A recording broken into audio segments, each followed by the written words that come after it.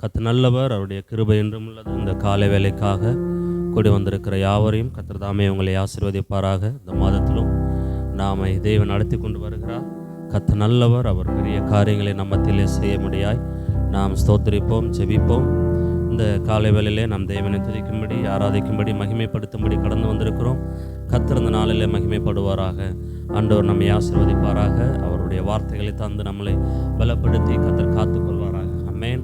அந்த ஆராதனைக்கு வந்து கொண்டிருக்கிற தெய்வ பிள்ளைகளே, தேவன் தொடர்ந்து ஆசீர்வதிக்கும்படி நான் ஸ்தோத்திரிக்கிறேன். நம்ம எல்லாரும் ஜெபிப்போம். இந்த காலை வேளையிலே கர்த்தர் நம்மோடு கூட இடைபடுகிறார். அவர் காரியங்களை வாய்க்க செய்கிறவராக இருக்கிறார். நல்லா எல்லாரும் சேர்ந்து ஜெபிப்போம்மா. நல்ல பிதாவே, நாங்கள் ஸ்தோத்திரிக்கிறோம். பரிசுத்த ஆவியானவரே, இந்த காலை வேலைக்காக நாங்கள் நன்றி செலுத்தி ஆண்டவரே, இந்த ஆராதனை நாளை உம்முடைய கரத்தில் ஒப்புக் கொடுக்கிறோம். இந்த கடைசி நாளில் தேவனை உம்மை ஆராதிக்கவும், துதிக்கவும், மகிமைப்படுத்தவும் கர்த்தருக்கு கொடுத்த மேலான தயவுக்காக நாங்கள் நன்றி செலுத்தி ஆண்டவரே உம்முடைய கரத்தில் ஒப்புக் கொடுத்து ஜெபிக்கிறோம். ஆண்டவரே, உம்முடைய கிருபை பிரசன்னம் எங்களை மூடி மறைத்து கொள்ளட்டும். ஆவியானவர் எங்களை ஆளுகை செய்வீராக. உம்முடைய இரத்த கோட்டைக்குள்ளாக மறைத்து பாதுகாத்துக் கொள்ளுங்க. உம்முடைய கிருபை பிரசன்னம் எங்களை மூடிக்கொள்ளட்டப்பா. ஆண்டவரே, இந்த நாளில் நடக்கக்கூடிய ஒவ்வொரு பகுதிகளையும் கர்த்தர் ஆசீர்வதிங்க. ஆண்டவரே, பாடல் ஆராதனை முதற்கொண்டு சங்கீத சாட்சிகள், ஆண்டவரே ஸ்தோத்திரம், செய்தி வேலையை கர்த்தர் ஆசீர்வதியும். தகப்பனே, உமக்கு ஸ்தோத்திரம். கர்த்தர் எங்களுக்கு உம்முடைய வார்த்தைகளை தந்து ஆண்டவரே எங்களை பலப்படுத்துவீராக. ஐயா, கர்த்தர் உம்முடைய வார்த்தைகளை ஆண்டவரே எங்கள் உள்ளத்தில், இருதயத்தில் அப்பா ஸ்தோத்திரம், அது ஜீரணிக்கத்தக்கதாய், இந்த வார்த்தையின் பிரகாரமாய் நாங்கள் ஓடத்தக்கதாய் கிருபை செய்வீராக. ஒரு படி மேலே ஆண்டவர் இந்த கடைசி நாட்களில் நிற்கிறோம். தகப்பனே, ஆண்டவரே, எங்களுடைய உள்ளத்தை, எங்களுடைய ஆத்மாவி சரீரத்தை நாங்கள் உமக்கு முன்பாக ஜீவ பலியாக ஒப்புக் கொடுக்கிறோம். தகப்பனே, இந்த கடைசி நாளில் இன்றைக்கு நீர் வருவீரானால் தேவனே, நாங்கள் உம்முடைய ராஜ்யத்தில் எடுத்துக்கொள்ளப்பட கர்த்தர் உதவி செய்வீராக. இந்த சபையில் இருக்கிற ஒரு பிள்ளைகளும் ஆண்டவரே கைவிடப்பட்ட நிலைமையில் இருக்கக்கூடாது என்பதை கர்த்தர் விரும்புகிறீர். உம்முடைய பிள்ளைகளை நடத்துங்க, ஆளுகை செய்யுங்க. ஆண்டவரே ஸ்தோத்திரம். ஆண்டவரே, வாழ்நாளெல்லாம் நன்மையும் கிருபையும் காணும்படி உம்முடைய பிள்ளைகளுக்கு அனுகிரகம் பாராட்டுங்க. தேவ ஆவியானவர் உம்முடைய பிள்ளைகளோடு கூட ஆண்டவரே ஒவ்வொரு காரியங்களும் செயல்படுத்துகிறவராக இருக்கிறீர். தேவனே ஸ்தோத்திரம். பரிசுத்த ஆவியானவர் இன்னும் ரட்சிக்கப்படாத அப்பா சகோதர சகோதரிகள் சபைக்குள்ள வந்து ரட்சிக்கப்பட தேவன் உதவி செய்யுங்கப்பா. நமக்கு நன்றி செலுத்துகிறோம். ஆண்டவரே, சத்தியத்தை அறிவித்திருக்கிறோம். ஜனங்கள் ஆண்டவரே அதற்கு கீழ்ப்படிய தேவனே ஸ்தோத்திரம். அந்த விதையை பிசாசானவன் எடுத்து போடாதபடிக்கு கர்த்தர் உள்ளத்தில் பேசுங்க. ஆண்டவரே, தகப்பனே ஸ்தோத்திரம். தகப்பனே, பரலோகத்தின் ஆவியானவரே, நமக்கு நன்றி செலுத்துகிறோம். பரிசுத்த தெய்வ ஆவியானவர் உம்முடைய கரங்களில் ஒப்புக் கொடுக்கிறோம். நீர் பெரிய காரியங்களை செய்யுங்கப்பா. ஆண்டவரே, தொடக்கம் முதல் முடிவு வரையிலும் கர்த்தருடைய பிரசன்னத்தை நாங்கள் உணரும்படி தெய்வ சமூகத்தில் எங்களை அர்ப்பணிக்கிறோம். நன்றி செலுத்துகிறோம். தகப்பனே, ஆவியானவரே நன்றி. உம்முடைய காரியம் ஆண்டவரே ஜெயமாக மாறட்டும் எங்களுக்கு. தகப்பனே, உமக்கு ஸ்தோத்திரம். ஆண்டவரே அப்பா, இன்றைக்கு நடக்கக்கூடிய ஆராதனைகளை உம்முடைய கரங்களில் ஒப்புக் கொடுக்கிறோம். ஆண்டவரே, எந்த தடை இல்லாதபடி ஆண்டவரே தேசங்களிலே கர்த்தரை ஆராதிக்க ஆண்டவரே கர்த்தர் வழிவாசல திறந்தருளுங்க. ஆண்டவரே, தடைப்பட்டு இருக்கிற பிள்ளைகள் தடையில்லாமல் ஆண்டவரை ஆராதிப்பதற்கு தேவன் கடந்து வரும்படி கிருபை செய்யுங்கப்பா. உம்மை ஸ்தோத்திரிக்கிறோம், மகிமைப்படுத்துகிறோம். தேவனே நன்றி செலுத்துகிறோம். அப்பா, உம்முடைய நாமம் மகிமைப்படட்டும். ஆண்டவரே, பரிசுத்த ஆவியானவர் எங்களுக்குள்ள ஆண்டவரே உயர்ந்து தேவ ஆவியானவரே நாங்கள் அதை கிரகிக்கத்தக்கதாய், தேவ பரிசுத்த ஆவியானவர் தேவ பிரசன்னம் எங்களுக்குள்ளே உணரத்தக்கதாய், தேவனை இந்த நாளிலே எங்களுக்குள்ளே நீர் ஆண்டவரே அசைபாடுகிற ஆவியானவராக இறங்கி கிரியைகளை நடப்பிக்கும்படியா நாங்கள் செபிக்கிறோம். தகப்பனே, பரிசுத்த ஆவியானவரே, பரிசுத்த ஆவியானவரை வரவேற்கிறோம். பரிசுத்த ஆவியானவரை துதிக்கிறோம். பரிசுத்த ஆவியானவரை மகிமைப்படுத்துகிறோம். அப்பா ஏசப்பா, உமக்கு நன்றி. ஏசப்பா, உமக்கு நன்றி. நான் உலகத்தின் கடைசி பரியந்த முடிவு பரியந்த உங்களோடு கூட இருப்பேன் என்று சொன்னவரே, ஆவியானவரே நீர் எங்களோடு கூட இருக்கிறீங்க, எங்களோடு கூட கடந்து வரீங்க, எங்களுக்கு நீர் உதவி செய்கிறீங்க. தேற்றரவாளனாக, நண்பனாக, தாயாக, தகப்பனாக ஆண்டவரே நீர் எங்களுக்கு ஒத்தாசை செய்ய கொண்டு வரீங்கப்பா. நன்றி செலுத்துகிறோம். தேவனே, பாடல் பாடுகிற உடைய மகனை உடைய கரத்தில் ஒப்புக் கொடுக்கிறோம். தேவ ஆவியானவர் எடுத்து பயன்படுத்துங்க. பரிசுத்த தேவ ஆவியானவர் உடைய மகனை எடுத்து பலப்படுத்துங்க. ஆண்டவரே நன்றி செலுத்துகிறோம். ஆண்டவரே, தொடர்ந்து வர இருக்கிற உடைய பிள்ளைகளை பாதுகாப்போடு கடந்து வரும்படி செய்யுங்க. ஆண்டவரே, உடைய பிரசன்னத்துக்காக ஸ்தோத்திரம். இயேசுவின் நாமத்தில் ஆண்டவரே நாங்கள் ஜெபிக்கிறோம். எங்கள் ஜெபங்கள் நல்ல பிதாவே. ஆமேன், ஆமேன், ஆமேன். ஹல்லேலூயா. இப்போது டேனி பிரதர் வந்து ஆராதிக்கிற வேளையிலே நாம் கர்த்தரை ஆராதிப்போம்.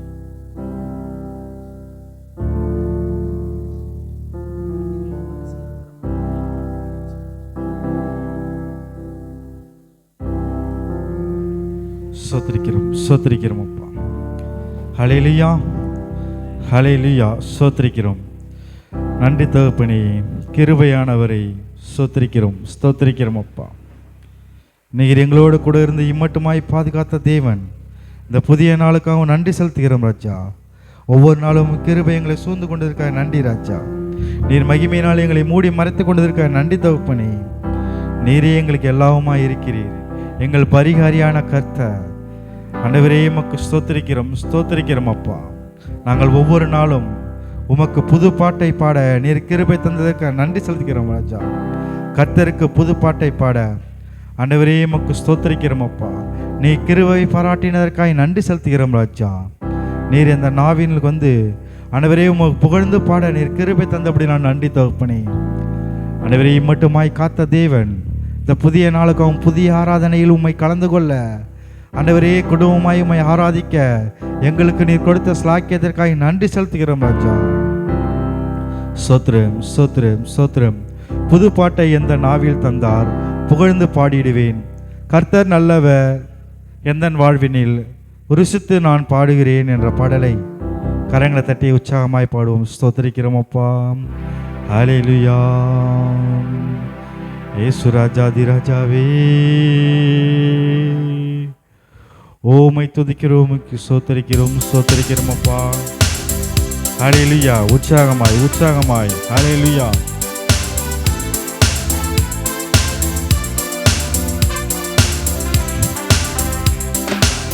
புது பாட்டை எந்தன் நாவினில் தந்தான் புகழ்ந்து பாடிடுவே.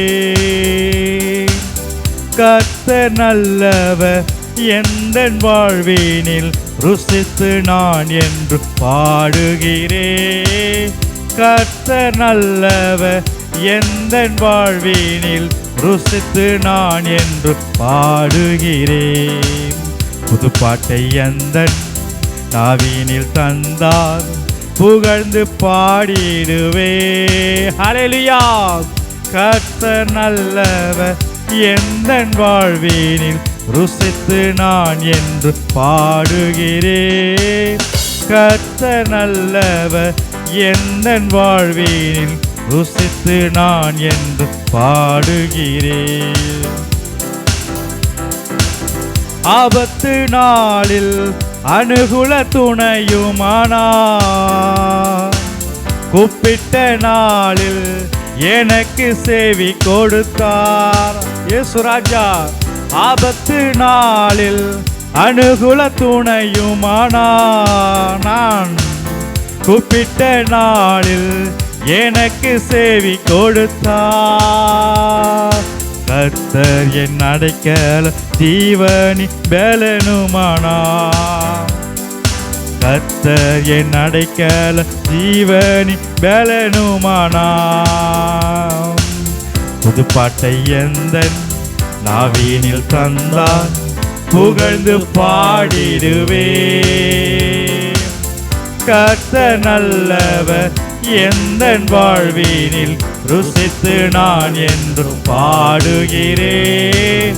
கர்த்தர் நல்லவர் எந்தன் வாழ்வினில் ருசித்து நான் என்றும் பாடுகிறேன்.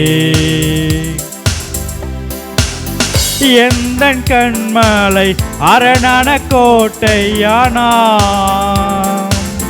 நீதிமானை தள்ளாட விடவே மாட்டாய். இயேசு ராஜாவே எந்தன் கண்மலை கோட்டையானாம். நீதிமானை தள்ளாட விடவே மாட்டார். அவர் எந்தன் கண்மலை அரணான கோட்டையானார். அவர் எந்தன் கண்மலை அரணான கோட்டையானார். புது பாட்டை எந்தன் நாவினில் தந்தார் புகழ்ந்து பாடிடுவே.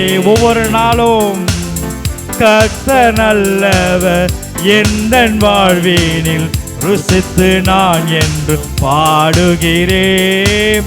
கர்த்தர் நல்லவர் எந்தன் வாழ்வினில் ருசித்து நான் என்று பாடுகிறேன். கர்த்தர் என் மீட்பும் நான் நம்பும் துருகமானார்.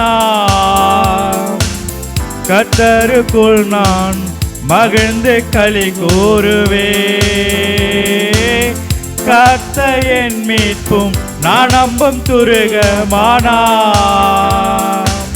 கர்த்தருக்குள் நான் மகிழ்ந்து களி கூறுவே.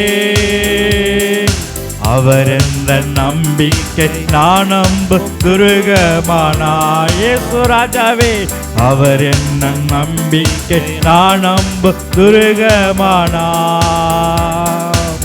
புது பாட்டை எந்த ஆவினில் தந்தார் புகழ்ந்து பாடிடுவே.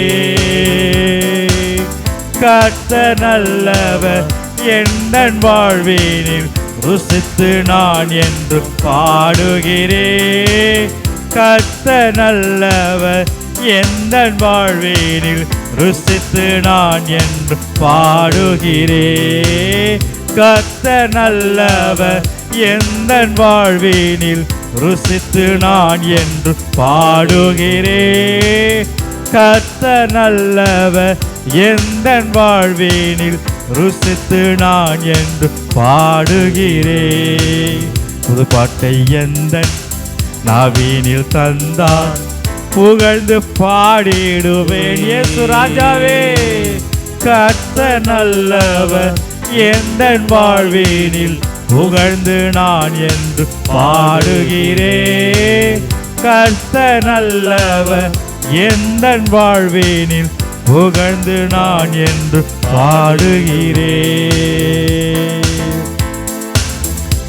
ஆமேன், ஆமேன். சோத்திரிக்கிறோம். அப்படியே காரியங்களை தட்டி உற்சாகமாய் ஓமை துதிக்கிறோம்.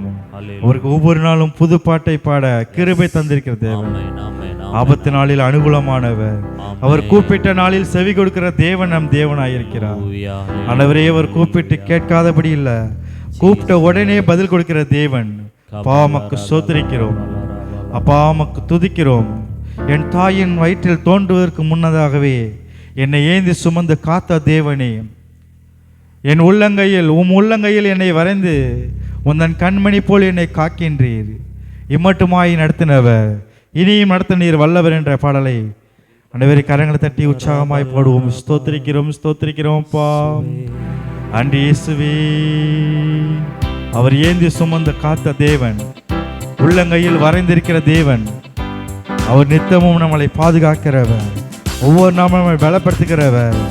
அப்பா, உமக்கு ஸ்தோத்திரிக்கிறோம் அப்பா.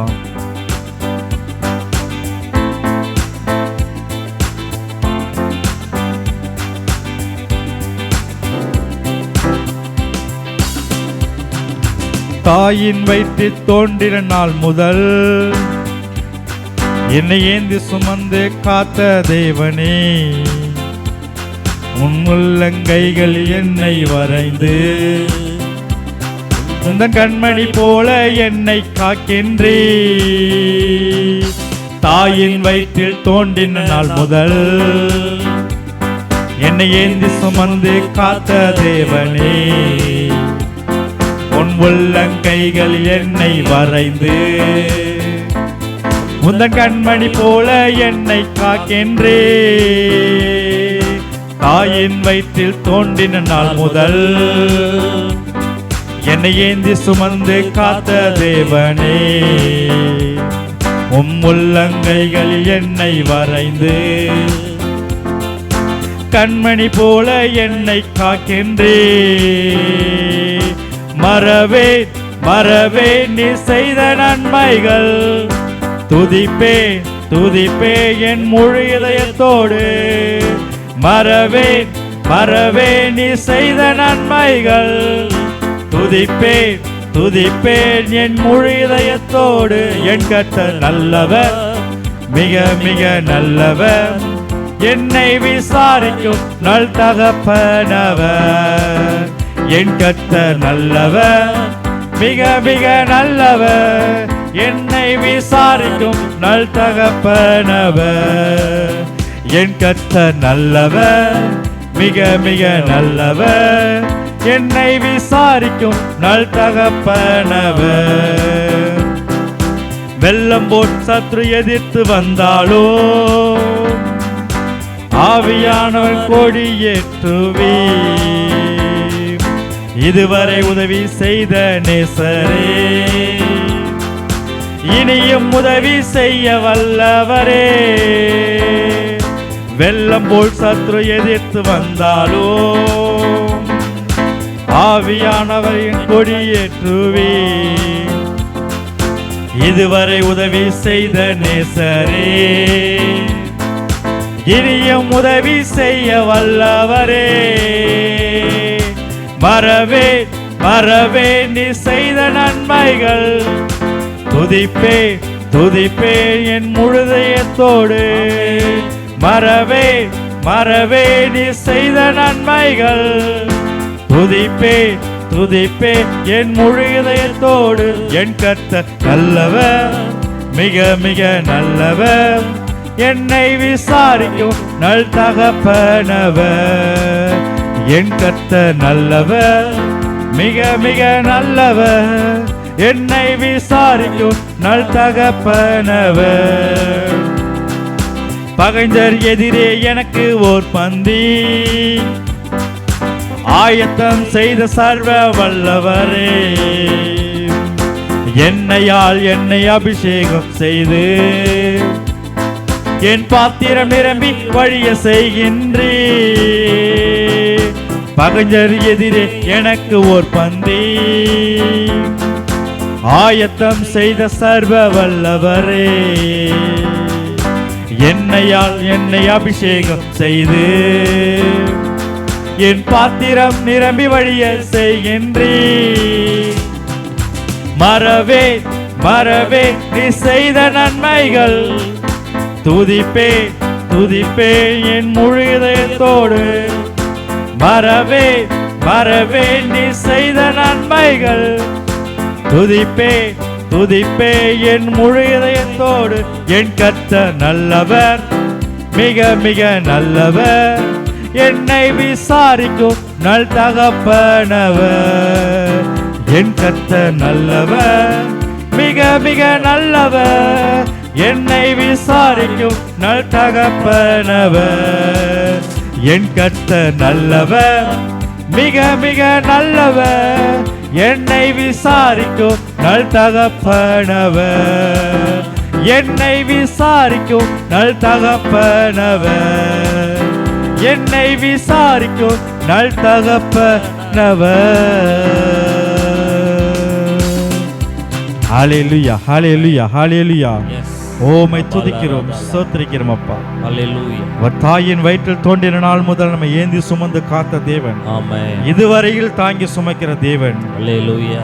நீரே எங்களுக்கு எல்லாவுமா இருக்கிறீர். எங்கள் தகப்பனே, எங்கள் எஜமானனே அப்பா, உம்மை துதிக்கிறோம், உமக்கு ஸ்தோத்திரிக்கிறோம் அப்பா. அடோனாய் எங்கள் எஜமானனே, அடோனாய் என்றும் நீர் எங்கள் தகப்பனே. உம்மை துதிக்க துதிக்க வானம் எனக்காய் திறக்குதே. ஹல்லேலூயா. உம்மை பாட பாட மகிமை மேகமாய் இறங்குதே. என்ற பாடலை உற்சாகமாய் பாடுவோம். ஸ்தோத்திரிக்கிறோம் ஸ்தோத்திரிக்கிறோம் அப்பா. ஹல்லேலூயா. உம்மை துதிக்கிறோம், ஸ்தோத்திரிக்கிறோம் அப்பா. கரங்களை தட்டி ஸ்தோத்திரிக்கிறோம் அப்பா.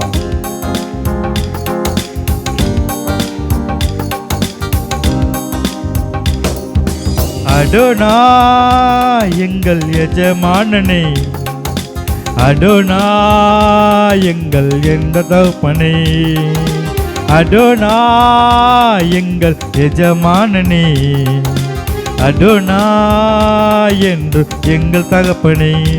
உம்மை துதிக்க துதிக்க வானம் எனக்காய் திறக்குதே. உம்மை பாட பாட மகிமை இறங்குதே. உம்மை துதிக்க துதிக்க வானம் எனக்காய் திறக்குதே. உம்மை பாட பாட மகிமை மேகமாய் இறங்குதே. Adonai Adonai Adonai Adonai Adonai Adonai, நீர் உன்னதர் உயர்ந்தவர் உலகை ஆள்பவரே. நீர் உன்னதர் உயர்ந்தவர் உலகை ஆள்பவரே. நீர் உன்னதர் உயர்ந்தவர் உலகை ஆள்பவரே. என் கால்கள் இடராமல் கண்மணி போல் காத்தவரே. என் பாதை எல்லாம் நெய்யாய் பொழிய கிருபை தந்தவரே. என் கால்கள் இடராமல் கண்மணி போல் காத்தவரே, என் பாதை எல்லாம் நெய்யாய் பொழிய கிருபை தந்தவரே, எந்தன் வழிகளெல்லாம் என் கூட வந்தவரே, எந்தன் வழிகளெல்லாம் என் கூட வந்தவரே, எங்கள் குறைகளெல்லாம் நிறைவாய் மாற்றி தந்தவரே, எங்கள் குறைகளெல்லாம் நிறைவாய் மாற்றி தந்தவரே. ஆராதனை ஆராதனை பாவுமக்கே, ஆராதனை ஆராதனை அன்பே உமக்கே, ஆராதனை ஆராதனை அப்பா உமக்கே, ஆராதனை ஆராதனை அன்பே உமக்கே, ஆராதனை ஆராதனை அப்பா உமக்கே, ஆராதனை ஆராதனை அன்பே உமக்கே. அடோனாய் எங்கள் எஜமானனே, அடோனாய் என்று எங்கள் தகப்பனே. சுராஜா அடோனாய் எங்கள் எஜமானனே, அடோனாய் என்று எங்கள் தகப்பனே. உந்தன் துதி சொல்ல என்னை தெரிந்து கொண்டவரே, உந்தன் மகனாய் என்னையும் ஏற்று அபிஷேகம் தந்தவரே, உந்தன் துதி சொல்ல என்னை தெரிந்து கொண்டவரே, உந்தன் மகனாய் என்னை ஏற்று அபிஷேகம் தந்தவரே, வெண்கல கதவுகளை எனக்காய் உடைத்தவரே, வெண்கல கதவுகளை எனக்காய் உடைத்தவரே, இரும்பு தாழ்பாலை முறித்து பொக்கிஷம் தந்தவரே, இரும்பு தாழ்பாலை முறித்து பொக்கிஷம் தந்தவரே. ஆராதனை ஆராதனை அப்பா உமக்கே, ஆராதனை ஆராதனை அன்பே உமக்கே, ஆராதனை ஆராதனை அப்பா உமக்கே, ஆராதனை ஆராதனை அன்பே உமக்கே. அடோனாய் எங்கள் எஜமானனே, அடோனாய் எங்கள் என்று தகப்பனே, அடோனாய் எங்கள் எஜமானனே, அடோனாய் என்று எங்கள் தகப்பனே. உம்மை துதிக்க துதிக்க வானம் எனக்காய் திறக்குதே, உம்மை பாட பாட மகிமை மேகமாய் இறங்குதே, உம்மை துதிக்க துதிக்க வானம் எனக்காய் திறக்குதே, உம்மை பாட பாட மகிமை மேகமாய் இறங்குதே. அடோனாய் எங்கள் எஜமானனே, அடோனாய் என்றும் எங்கள் தகப்பனே, அடோனாய் எங்கள் எஜமானனே, அடோனாய் என்றும் எங்கள் தகப்பனே. அற்பமாயிருந்த என்னையும் அடையாளமாய் மாற்றினி, அகிலம் எல்லாம் உந்தன் ஒளியா ஏற்றி வைத்தவரே, அற்பமாயிருந்த என்னை அடையாளமாய் மாற்றினி, அதிகம் எல்லாம் உந்தன் ஒளியா ஏற்றி வைத்தவரே. எதிர்த்த மனிதர் முன்பே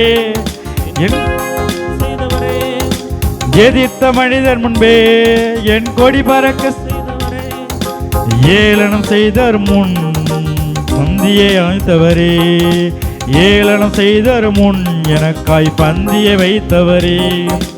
ஆராதனை ஆராதனை அப்பா உமக்கே, ஆராதனை ஆராதனை அன்பே உமக்கே, ஆராதனை ஆராதனை அப்பா உமக்கே, ஆராதனை ஆராதனை அன்பே உமக்கே, ஆராதனை ஆராதனை அப்பா உமக்கே, ஆராதனை ஆராதனை அன்பே உமக்கே. அற்பமாயிருந்த என்னை அடையாளமாய் மாற்றினி, அகிலம் எல்லாம் முந்தன் ஒளியா ஏற்றி வைத்தவரே. அற்பமாயிருந்த என்னை அடையாளமாய் மாற்றினி, அகிலம் எல்லாம் முந்தன் ஒளியா ஏற்றி வைத்தவரே. எதிர்த்தவன் முன்பே என் கொடி பறக்க செய்தி, எதிர்த்த மனிதர் முன்பே என் கொடி பறக்க செய்தி, ஏளனம் செய்தர் முன்பு எனக்காய் பந்தியை வைத்தவரே. ஏளனம் செய்தரும் முன் எனக்காய் பந்திய வைத்தவரே. ஆராதனை ஆராதனை அப்பா உமக்கே, ஆராதனை ஆராதனை அன்பே உமக்கே, ஆராதனை ஆராதனை அப்பா உமக்கே, ஆராதனை ஆராதனை அன்பே உமக்கே, ஆராதனை ஆராதனை அப்பா உமக்கே, ஆராதனை ஆராதனை அன்பே உமக்கே. அடோனாய் எங்கள் எஜமானனே நன்றி செலுத்துகிறோம் ராஜா. நீர் ஆண்டவரே உமக்கு ஸ்தோத்திரிக்கிறோம். நீர் பெரியவர், நீர் உயர்ந்தவர், நீர் சிறந்தவர் ராஜா.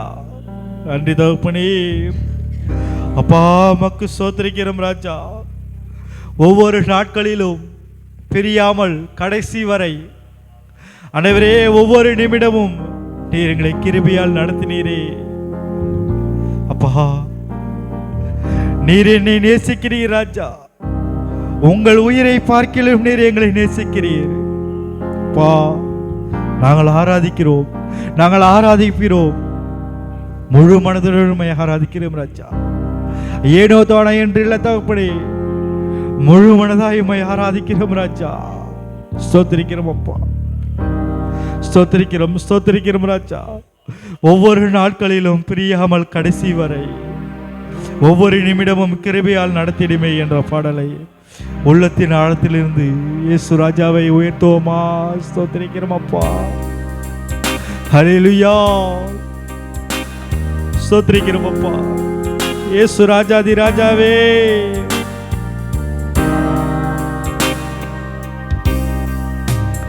ஒவ்வொரு நாட்களிலும் பிரியாமல் கடைசி வரை ஒவ்வொரு நிமிடமும் கிருபையால் நடத்திடுமே.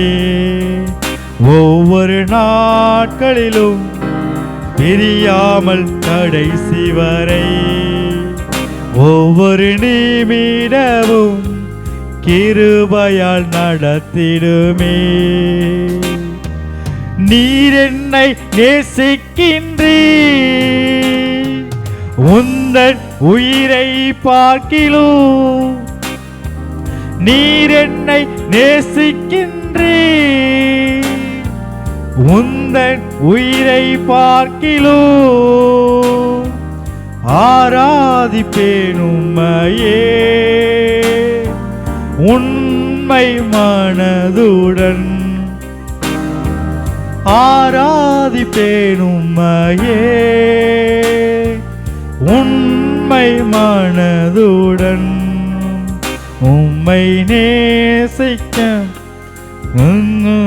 வந்தவரே, என்னை நேசித்த நேசத்தின் ஆழமதை, என்னை நேசிக்கும் நேசத்தின் தேவனை, என்னை நேசித்த நேசத்தின் ஆழமதை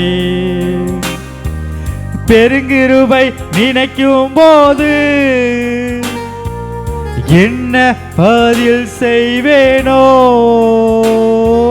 பெருங்கிருபை நினைக்கும் போது என்ன பதில் செய்வேனோ. ரட்சிப்பின் பாத்திரத்தை உயர்த்துவே நன்றியோடு. ரட்சிப்பின் பாத்திரத்தை உயர்த்துவே நன்றியோடு. நான் உம்மை நேசிக்கிறேன், எந்தன் உயிரை பார்க்கிலோ.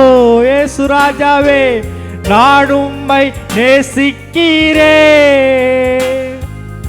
எந்தன் உயிரை பார்க்கிலோ. ஆராதிப்பேன் உம்மையே உண்மை மனதுடன். ஆராதிப்பேன் உம்மையே உண்மை மனதுடன். என் தாயும் நண்பர்கள் தள்ளுகையில் என் உயிர் கொடுத்து நான் நேசித்து வெறுக்கையிலே பெற்ற என் தாயும் நண்பர்கள் தள்ளுகையில் என் உயிர் கொடுத்து நான் நேசித்து வெறுக்கையிலே நீ என்னுடையவள் என்று அழைத்தீர் என் செல்ல பெயரை என்னுடையவள் என்று சொல்லி அழைத்தீர் என் செல்ல பெயரை வளர்த்தீர் இவ்வளவா உன்னாம மகிமைக்காக வளர்த்தீர் இவ்வளவா உன்னாம மகிமைக்காக உம்மை நேசிக்கும் நேசத்தின் தேவனை என்னை நேசித்த நேசத்தின் ஆழமதை நான் உம்மை நேசிக்கிறேன் எந்தன் உயிரை பார்க்கிலோ நான் உம்மை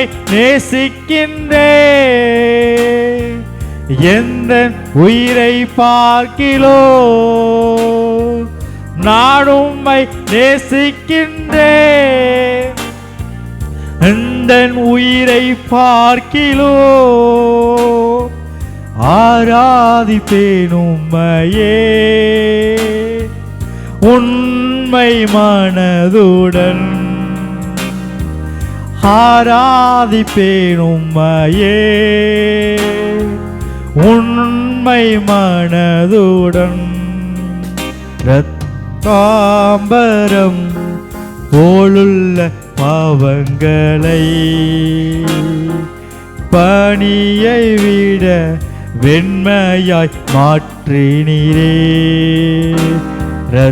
இரத்தாம்பரம் போலுள்ள என் பாவங்களை பனியை விட வெண்மையாய் மாற்றினீரே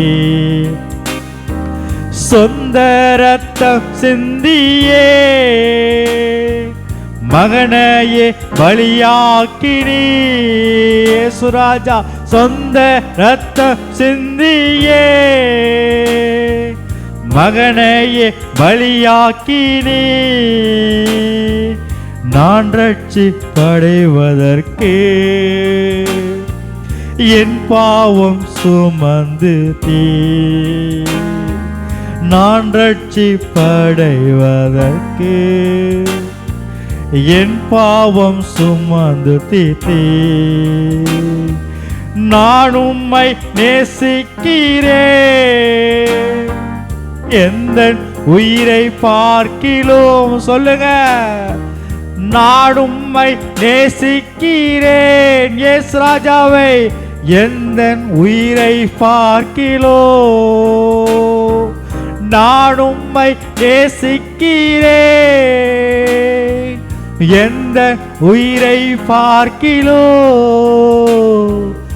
ஆராதிப்பேன் உம்மை நான் உண்மை மனதுடன் இயேசு ராஜாவை ஒவ்வொரு நாளும் ஆராதிப்பேன் உம்மை நான் உண்மை மனதுடன் ஒவ்வொரு நாளும் உண்மை மனதுடன் இயேசு ராஜாவே உண்மை மனதுடன்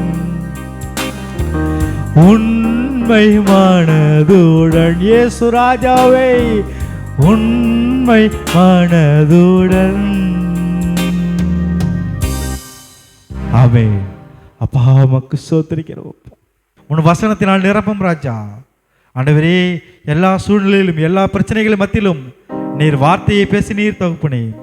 நாங்களும் எல்லா சூழ்நிலையிலும் எல்லா ஆண்டவரே வேலையிலும் தகுப்பனே உன் வார்த்தையை பேச உன் வசனத்தை கொண்டு சாத்தானை எதிர்த்து நிற்க நீர் கிருபை பாராட்டும் தகுப்பனே.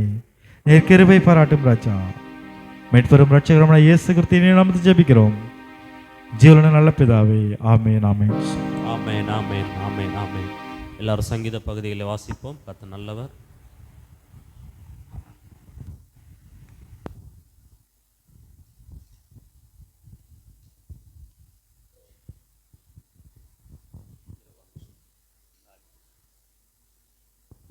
எத்தனாவது சங்கீதம்? 55வது சங்கீதம். 55 வைத்துக்கொள்ளுங்க. அவங்க அதுக்குள்ளே பேட்டரியை மாற்றிடுவாங்க.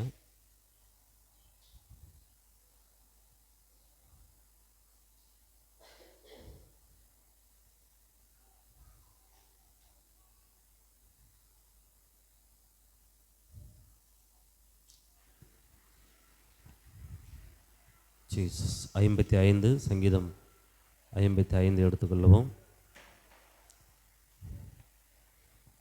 தேவனே, என் ஜெபத்தை கேட்டருளும், என் விண்ணப்பத்திற்கு மறைந்திராதேயும். எனக்கு செவி கொடுத்து உத்தரவு அருளி செய்யும். சத்துருவினுடைய கூக்குரல் நிமித்தமும் துன்மார்க்கர் செய்யும் இடுக்கத்தின் நிமித்தமும் என் தியானத்தில் முறையிடுகிறேன். அவர்கள் என்மேல் பழிசாட்டி குரோதம் கொண்டு என்னை பகைக்கிறார்கள். என் இருதயம் எனக்குள் வியாகுலப்படுகிறது. மரணத்தீகள் என்மேல் விழுந்தது. பயமும் நடுக்கமும் என்னை பிடித்தது. அற்களிப்பு என்னை மூடிற்று. அப்பொழுது நான், எனக்கு புறாவை போல் சிறகுகள் இருந்தால் நான் பறந்து போய் இளைப்பாறுவேன்.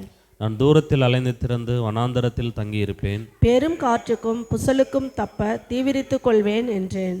ஆண்டவரே, அவர்களை அழித்து அவர்கள் வாசையை பிரிந்து போக பண்ணும் கொடுமையும் சண்டையும் நகரத்திலே கண்டேன்.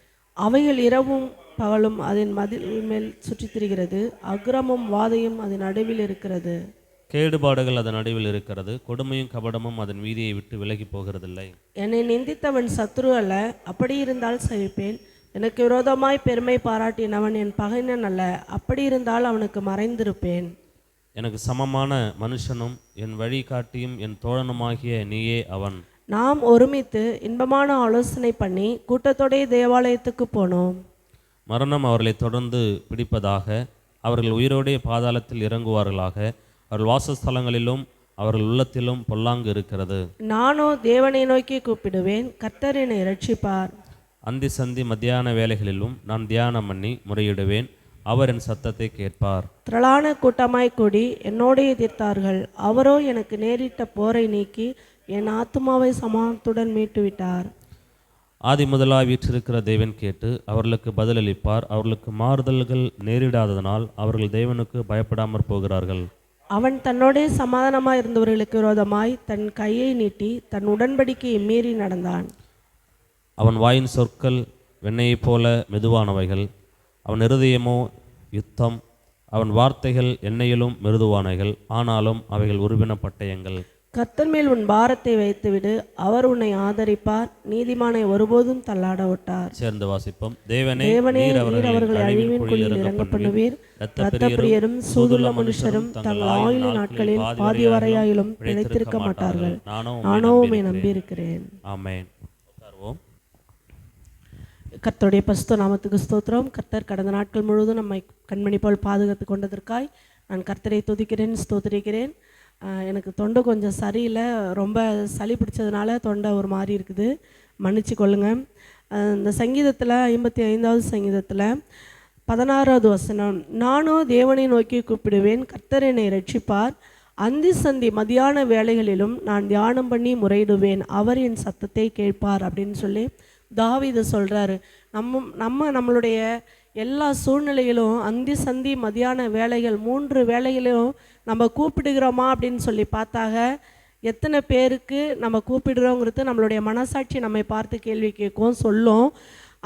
தாவீது இந்த இடத்துல 3 வேளையும் நம்ம எப்படி 3 வேளையும் சாப்பிடுகிறோமோ அதே மாதிரி காலை மதியம் மாலை 3 வேளையும் அவர் செபிக்கிறவராக காணப்பட்டார். இப்படியாக ஒரு விதவை வேதத்தில் காணப்படுகிறாங்க. அந்த விதவை தினந்தோறும் தன்னுடைய தேவாலயத்தில் போய் அவங்களுடைய கஷ்டங்களையும் நஷ்டங்களையும் சோதனைகளையும் வேதனைகளையும் கண்ணீரையும் கவலையும் எல்லாவற்றையும் கர்த்தருடைய சமூகத்தில் மட்டுமே அவர் சொல்கிறவர்களாக காணப்பட்டார்கள். இன்றைக்கி நிறைய பேர் விதவை அப்படின்னாலே நம்ம கிராமங்களில் தெரியும், நம்ம பக்கத்து வீட்டில் ஒரு சில பேர் இருப்பாங்க, அல்லது நம்மளுடைய அருகாமையில் இருக்கிறவர்களாக இருப்பாங்க, நமக்கு தெரிந்தவர்களாக இருப்பாங்க, அல்லது நமக்கு சொந்தக்காரவர்களாக இருப்பாங்க, அல்லது நம்ம குடும்ப உறவினர்களாகவே இருப்பாங்க. அவர்களை நம்ம பார்த்தோம் அப்படின்னா விதவை அப்படின்னாலே ரொம்ப கஷ்டப்படுறவங்களா இருப்பாங்க. எல்லாராலும் கைவிட்டு கணவர் வந்து ஒரு குடும்பத்திற்கு தலையாக இருக்கிறவர் கணவர். அந்த கணவர் போய்விட்டார் அப்படின்னு சொன்னால் அவங்களுக்கு எல்லாமே தன்னுடைய வாழ்க்கையில் எல்லாமே ஒரு மாறுதலாக அமையக்கூடிய அந்த நேரம் தருணம் அது. எல்லா சூழ்நிலையும் அவங்க மாற்றி அமைக்கணும், தன்னுடைய இருப்பிடத்தை அவங்க மாற்றி அடைக்கணும், தன்னுடைய வாழ்க்கையை அவங்க மாற்றி அமைத்து கொள்ளணும், தங்களுடைய பிள்ளைகளுடைய படிப்புகள் வாழ்வாதாரம் எல்லா சூழ்நிலைகளும் மாற்றி அமைத்து கொள்கிற தருணம் தான் அந்த விதவையான அந்த சூழ்நிலை. அப்படிப்பட்ட சூழ்நிலையில் எத்தனையோ பேர், நான் பல விதவைகளை எங்கள் கிராமங்கள்லாம் பார்த்துருக்கேன். உத்தம விதவைன்னு சொல்லி நம்ம வேதத்தில் இருக்குது. உத்தமமாக இருக்கிறவர்கள் ஒரு சில பேர் இருக்காங்க, அவங்க எதையும் கண்டுக்க மாட்டாங்க, யாருக்கு எந்த பிரச்சனைக்கும் போக மாட்டாங்க. அவங்க என்ன செய்வாங்க, எனக்கு அடுத்தது என்னுடைய கணவர் இல்லை, இந்த குடும்பத்துடைய தலைவி நான் தான் அப்படின்னு சொல்லி அந்த குடும்ப தலைவி பொறுப்பை ஏற்றுக்கொண்டு ஒரு வேலைக்கு போவாங்க, தன்னுடைய பிள்ளைகளை படிக்க வைப்பாங்க, தன்னுடைய குடும்பத்தை நடத்தி கொண்டு அவங்க சந்தோஷமாக தன்னுடைய வாழ்க்கையை நகர்த்தி கொண்டு போவார்கள் கர்த்தருக்குள். ஒரு சில பேரை பார்த்துருப்போம், பக்கத்து வீட்டில் இருக்கிறவங்கள இங்கே இருந்தால் இங்கே ஒரு கணவர் வச்சுப்பாங்க, வெளியில் வேலைக்கு போனால் அங்கே ஒரு கணவர் வச்சுப்பாங்க, வேலை எங்கெங்கெல்லாம் இருக்கிறாங்களோ அங்கெல்லாம் அவங்களுடைய வாழ்க்கை தரம் என்ன செஞ்சிடும், மாறுபட்டுடும்னா. ஸோ அந்த விதவைகளை பற்றி நான் பேச வரல. உத்தம விதவைகளாகிய விதவையை குறித்து நம்ம இங்கே பார்க்கலாம். அவங்க என்ன செய்கிறாங்க அப்படின்னா 3 வேலைகளும் தன்னை அவங்க எல்லா சூழ்நிலைகளும் கர்த்தரிடத்தில் வந்து மனமகிழ்ச்சியாக இருந்து கர்த்தருடைய சமூகத்தில் அவங்களுடைய கண்ணீரை வடித்து கர்த்தருடைய சமூகத்தில் அவர்கள் எந்த சூழ்நிலையை பார்க்காமல் அவர்கள் என்னுடைய குடும்பத்தை நீங்கள் நடத்துங்க ஆண்டவரே, எனக்கு நீங்கள் தான் தலைவர், என் பிள்ளைகளுக்கு நீங்கள் தான் தலைவர்னு சொல்லி அவர்கள் எல்லா சூழ்நிலைகளும் கர்த்தரை முன்வைத்து நடக்கிறார்கள். அவர்கள் கர்த்தரை முன்வைத்து நடக்கிறதன் காரணமாக அவர்கள் அனைவராலும் அறியப்படுகிறார்கள், ஆசீர்வதிக்கப்படுகிறார்கள். அல்லேலூயா. இப்படி தான் வேதத்தில் தொற்கால் என்ற ஒரு விதவை காணப்பட்டாங்க. அவங்க வந்து வேதத்தில் வாசிக்கிறோம் அவங்க விதவைன்னு. அப்போ விதவைனா கட்டாயம் அவங்க திருமணம் பண்ணினவர்கள். திருமணம் பண்ணி அவர்கள் விதவைகளாக இருந்த மாத்திரம் அவர்கள் இன்னொரு காரியத்தையும் அவர்கள் செய்தார்கள். அநேக பேருக்கு அவர்கள் தையல் ஆடை தைத்து கொடுத்தார்கள். அவங்க என்ன தொழில் செஞ்சிட்ருக்கிறாங்கன்னா அவங்க ஒரு தையல் மிஷின் போட்டு அவங்க எல்லாருக்கும் தைத்து கொடுக்கிறவர்களாக காணப்பட்டார்கள். அடுத்தது வந்து அவங்க எல்லா சூழ்நிலை அவங்க உண்மையும் உத்தமும் நீதியுமா இருந்திருக்கிறாங்க. அப்படிப்பட்ட வாழ்க்கையில் நம்ம ஒவ்வொருத்தவங்களையும் நம்ம சோதித்து பார்ப்போம் அப்படின்னா நம்மளுடைய வாழ்க்கையில் நம்ம அப்படி ஒவ்வொரு நாளும் தேவாலயத்துக்கு வரோமா, ஒவ்வொரு நாளும் நம்ம ஜெபிக்கிறவர்களாக காணப்படுகிறோமா, ஒவ்வொரு நாளும் நம்மளுடைய கஷ்டங்களையும் நஷ்டங்களையும் பாடுகளையும் கர்த்தரிடத்தில் சொல்கிறவர்களாக காணப்படுவோம் என்று சொன்னால் நாம் அவர்களைப் போல நாம் ஆசீர்வதிக்கப்பட்டவர்களால், ஜனங்களால் தெரியப்பட்டவர்களால், அறியப்பட்டவர்களாக, தேவனால் ஆசீர்வதிக்கப்பட்டவர்களாக நாம் பார்க்க முடியும். அல்லேலூயா. இந்த இடத்துல வந்து கர்த்தர் மேல் உன் பாரத்தை 22வது வசனம், கர்த்தர் மேல் உன் பாரத்தை வைத்து விடு, அவர் உன்னை ஆதரிப்பார், நீதிமானை ஒருபோதும் தள்ளாட ஒட்டார் அப்படின்னு சொல்லி நம்ம எந்த சூழ்நிலை இருந்தாலும், நான் போன வாரத்தில் நியூஸில் ஒரு செய்தி ஒன்று பார்த்தேன். என்ன அப்படின்னா, பல ஆண்டுகள் அவங்க ஒரு கிறிஸ்தவ பெண்மணி பல ஆண்டுகளுக்கு முன்பதாக தன்னுடைய 20 வயது இளம் பெண்ணை ஒருவன் வந்து வெட்டி கொலை பண்ணிட்டான். அப்போ கொலை பண்ணும்போது அவன் போலீஸ்லாம் பிடிச்சிட்டாங்க. கேட்கும்போது அவங்க என்ன சொல்கிறாங்க அப்படின்னா, நான் இல்லை அப்படின்னு சொல்லிட்டான். கடைசியில் நான் தான் அப்படின்னு கொலை பண்ணதை ஒப்புக்கொள்கிறான். ஒப்புக்கொண்டதற்கு பிறகு டைரெக்டாக அவங்க என்ன செய்கிறாங்க, கோர்ட்டுக்கு கொண்டு போகிறாங்க. எப்படியாவது இந்த கேஸை முடிச்சிடணும் அப்படின்னு கோர்ட்டுக்கு கொண்டு போகிறாங்க. அப்போ அந்த பெண்மணி, கிறிஸ்துவ பெண்மணி என்ன தெரியுங்களா சொல்கிறாங்க, இந்த உலகத்தில் எந்த நீதிபதிகளும் எந்த தலைவர்களாக இருந்தாலும் யாராக இருந்தாலும் கொடுக்க முடியாத ஒரு தண்டனையும் கொடுக்க முடியாத ஒரு கோபத்தை உடையவர் கர்த்தராகிய இயேசு கிறிஸ்து. அவருடைய கோபத்திற்கு தப்பிக்க ஒருவராலும் முடியாது. ஆனால் இயேசு கிறிஸ்து என்னோடு இருக்கிறதுனால இவரை நான் இயேசு கிறிஸ்துவின் நாமத்தினால மன்னிக்கிறேன் அப்படின்னு சொல்லி அந்த சகோதரி சொல்லியிருக்கிறாங்க.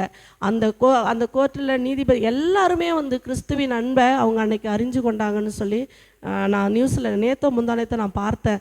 எதற்கு இதை சொல்கிறேன் அப்படின்னா, கிறிஸ்துவர்களாகிய நாம் ஒவ்வொருவரும் அப்படிப்பட்ட ஒரு சாட்சி உள்ளவர்களாக காணப்படணும். இன்றைக்கி நிறைய பேர் கொரிந்தியரில் பார்த்தோம் அப்படின்னு சொன்னால், நிறைய பேர் சுகபோக ஜீவிகளாகவும் தற்பிரியராகவும் பணப்பிரியராகவும் சூது பேசுகிறவர்களாகவும் பொய் பேசுகிறவர்களாகவும் வதந்தி பேசுகிறவர்களாகவும் இன்றைக்கி நிறைய பேர் காணப்படுறாங்க. இன்றைக்கி நிறைய பேர் பக்கத்தில் உள்ளவங்களை சபிப்பாங்க, பயங்கரமாக பேசுவாங்க. அடுத்த செகண்ட் போய் என்ன செய்வாங்க, கர்த்தரை ஆராதிக்கிறேன்னு சொல்லிட்டு ஜெபம் பண்ணுவாங்க, ரொம்ப ஆராதிப்பாங்க, எல்லாமே பண்ணுவாங்க. ஆனால் கர்த்தர் நம்ம அப்படி இரண்டு மனமாய் ஆண்டவர் நம்ம இருக்க சொல்லலை. இரண்டு விதமான வேஷம் தரித்து நம்ம உலகத்தில் வாழ சொல்லவில்லை. நம்ம கர்த்தரோடு இருப்போம் என்று சொன்னால் அவரோடு பாடு சகித்து, அவர் எந்த சூழ்நிலையிலும் அவர் மனிதர்களை நேசித்தவராக அன்பு செலுத்துவராக காணப்பட்டார். நாமும் நம்மளுடைய வாழ்க்கையில் எந்த சூழ்நிலையிலும் மனிதர்களை நேசித்து மனிதர்களை அன்பு செலுத்தி மற்றவர்களோடு ஐக்கியமாக இருக்கும்போது எந்த சூழ்நிலையும் கர்த்தர் இந்த வாயினால் நம்ம கர்த்தரை துதிக்கிறோம். இன்னொரு இதே வாயினால் இன்னொருத்தவங்களை என்ன செய்யக்கூடாது, சபிக்கவே கூடாது. நாவின் ஜீவனும் மரணமும் நாவின் அதிகாரத்தில் இருக்குன்னு வேதம் சொல்கிறது. அதனால் நம்ம ஒவ்வொருவரும் வாழ்க்கையில் இந்த வார்த்தையில் ஒவ்வொரு வார்த்தையை நம்ம பேசும்போது கர்த்தரை மகிமைப்படுத்தணுமே தவிர அவரை துக்கப்படுத்தக்கூடாது. கர்த்தர் தாமே இந்த வார்த்தையை ஆசீர்வதிப்பாராக. ஆமென். ஆமென். அல்லேலூயா. கர்த்தர் நல்லவர். பிள்ளைகள் சிறு வசன பகுதி.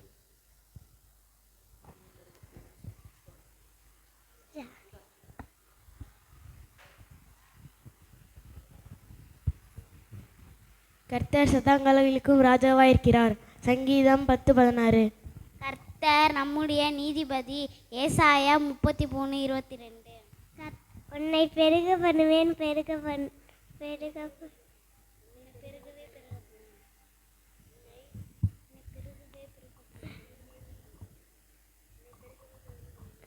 உன்னை பெருக பண்ணுவேன்.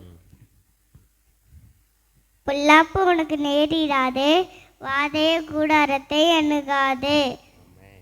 Very good. கிளாப் பண்ணுங்க. ஜெஸ்ஸி ரொம்ப இப்போ டெவலப் ஆயிடுச்சு. கர்த்தர் நல்லவர். அல்லேலூயா. பிள்ளைகள் வசனத்தில் வளரணும், அதுதான் நம்முடைய ஆசை. சரி, சாட்சி பகுதியில் இருக்கா அம்மா? ஏம்மா வரல? சரி, பரலோகத்துக்கும் அப்படி தான் வருவாங்கன்னு நினைக்கிறேன், பார்ப்போம். சரி, சாட்சிகள். சரி, தொடர்ந்து நாம் காணிக்கை பகுதிக்கு நிறைய செல்வோம்.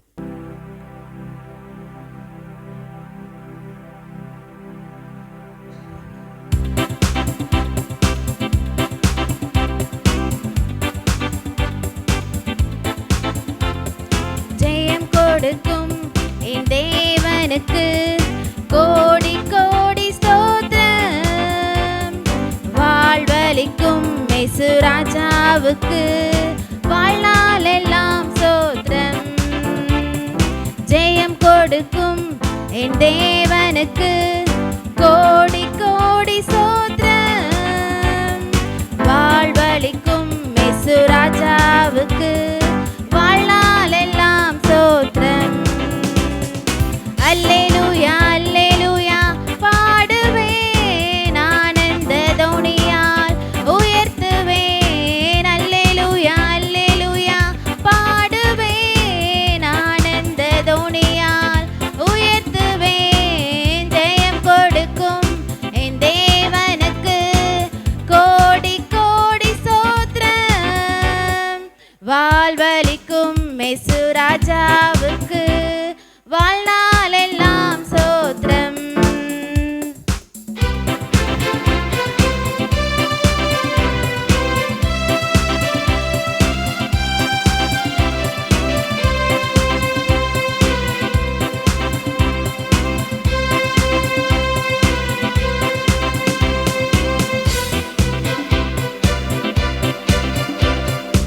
நீதியின் கரத்தினால் தாங்கி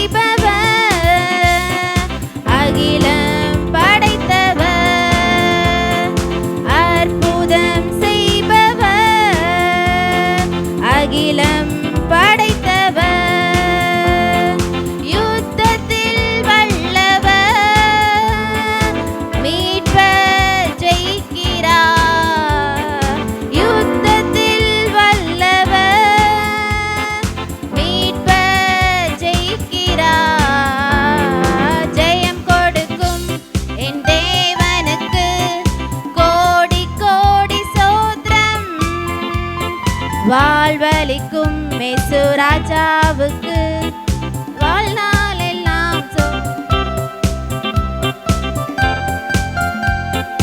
ஜெயம் கொடுக்கும் என் தேவனுக்கு கோடி கோடி சோத்திரம். வாழ்வளிக்கும் மேசு ராஜாவுக்கு வாழ்நாள் எல்லாம் சோத்திரம். அல்லேலூயா அல்லேலூயா பாடுவேன், ஆனந்த தோனியால் உயர்த்துவேன். அல்லேலூயா அல்லேலூயா பாடுவேன், ஆனந்த தோனியால் உயர்த்துவேன். ஜெயம் கொடுக்கும் என் தேவனுக்கு கோடி கோடி சோத்திரம். வாழ்வளிக்கும் மேசு ராஜாவுக்கு வாழ்நாள் எல்லாம் சோத்திரம். ஆமென்.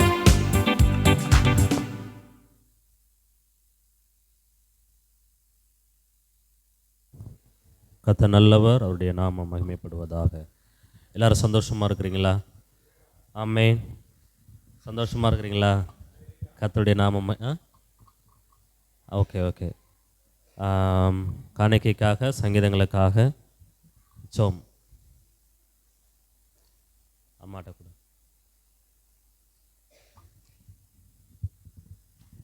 ஜீசஸ். ஸ்தோத்திர ஆண்டவரே, இயேசப்பா, நாங்களுமே நன்றியோடு ஸ்தோத்திரிக்கிற ராஜா, நாங்களுமே துதிக்கிற ஆண்டவரே, எங்களை நேசித்து வழி நடத்தி வருகிற எங்கள் அன்பின் பரலோக பிதாவே, இந்த நல்ல விலைக்காக நாங்கள் உமக்கு நன்றி செலுத்துகிறோம். ஆவியானவரே ஸ்தோத்திரங்க தாவே, நீர் ஆண்டவரே உமக்காக கொடுத்த காணிக்கை நீர் ஆசீர்வதிக்கும்படியாக ஜெபிக்கிறோம். ஆண்டவரே ஸ்தோத்திரம், 1 30 60 100 ஆண்டவரே நீர் திருப்பி கொடுக்கும்படியாக ஜெபிக்கிறோம். ஆண்டவரே, பிள்ளைகள் தங்கள் கையின் பிரயாசங்களிலிருந்து கொடுத்ததை இயேசுவின் நாமத்தில் ஆசீர்வதித்து பிள்ளைகளுடைய எல்லா குறைவுகளையும் இயேசு கிறிஸ்துவுக்குள் நிறைவாக்கி கொள்ளும்படியாக ஜெபிக்கிறோம். ஆண்டவரே இசப்பா ஸ்தோத்திரம், அப்பா ஸ்தோத்திரம். ஆண்டவரே ஸ்தோத்திரம், ஒவ்வொரு ஆண்டவரே சூழ்நிலைகளையும் மாற்றி வெளியமடைத்து பாதுகாத்துக் கொள்ள முடியாது ஜெபிக்கிறோம். ஆசீர்வதியும் ஆண்டவரே, செய்தி பகுதிக்காக ஜெபிக்கிறோம். பேசுகிறவர் ஆண்டவரே நீர் எங்களோடு இடைப்பட முடியாது ஜெபிக்கிறாங்க தாவே. ஆசீர்வதியுமே பரிசு மூலம் ஜெபிக்கிற எங்கள் ஜீவனுள்ள நல்ல பிதாவே. ஆமென் ஆமென். அல்லேலூயா. கர்த்தருடைய நாமம் மகிமைப்படுவதாக. கர்த்தர் உங்களை ஆசீர்வதிப்பார். தேவன் பெரிய காரியங்களை செய்வாராக. நம்ம எல்லாரும் ஜெப சிந்தையோடு கர்த்தருடைய வார்த்தைக்கு நேராக நாம் கடந்து செல்லுவோம். அதுக்கு முன்னாடி சில அறிவிப்புகளை நான் சொல்லுகிறேன். கடந்த நாட்களில் நமக்கு விடுதலை ஆராதனை முகாம் நல்லபடியாக நடந்துச்சு. சிலர் வந்து நம்ம ஒரு சிலராக இருந்தாலும் நல்ல சிறப்பாக அந்த ஜெபத்தை முடிக்க ஆண்டவர் உதவி செய்தார். ஆமென். ஜெபத்திற்கு எப்பொழுதுமே தேவன் பதில் கொடுக்கிறவராக இருக்கிறார்.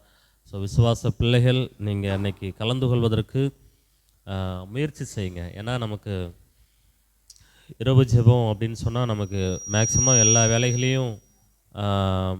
வேலைகளையும் நீங்கள் கொஞ்சம் சவுண்டு கம்மி பண்ணப்பா. கெயினை ரொம்ப கம்மி பண்ணு, கெயினை கீழே கம்மி பண்ணு. எல்லா வேலைகளையும் முடிச்சுட்டு தான் நம்ம வந்து இருப்போம். ஸோ நமக்கு 9 மணிக்கு தான் ஆரம்பிக்குது. அதனால் நீங்கள் லோக்கலில் இருந்துட்டிங்கன்னா கட்டாயம் என்ன பண்ணுங்க, வந்துடுங்க. ஆமென். அந்த ஜபத்துக்கு ஆண்டவர் பதில், அது ஒரு வித்தியாசமான கிரியைகளை நமக்கு கொடுக்குறாரு.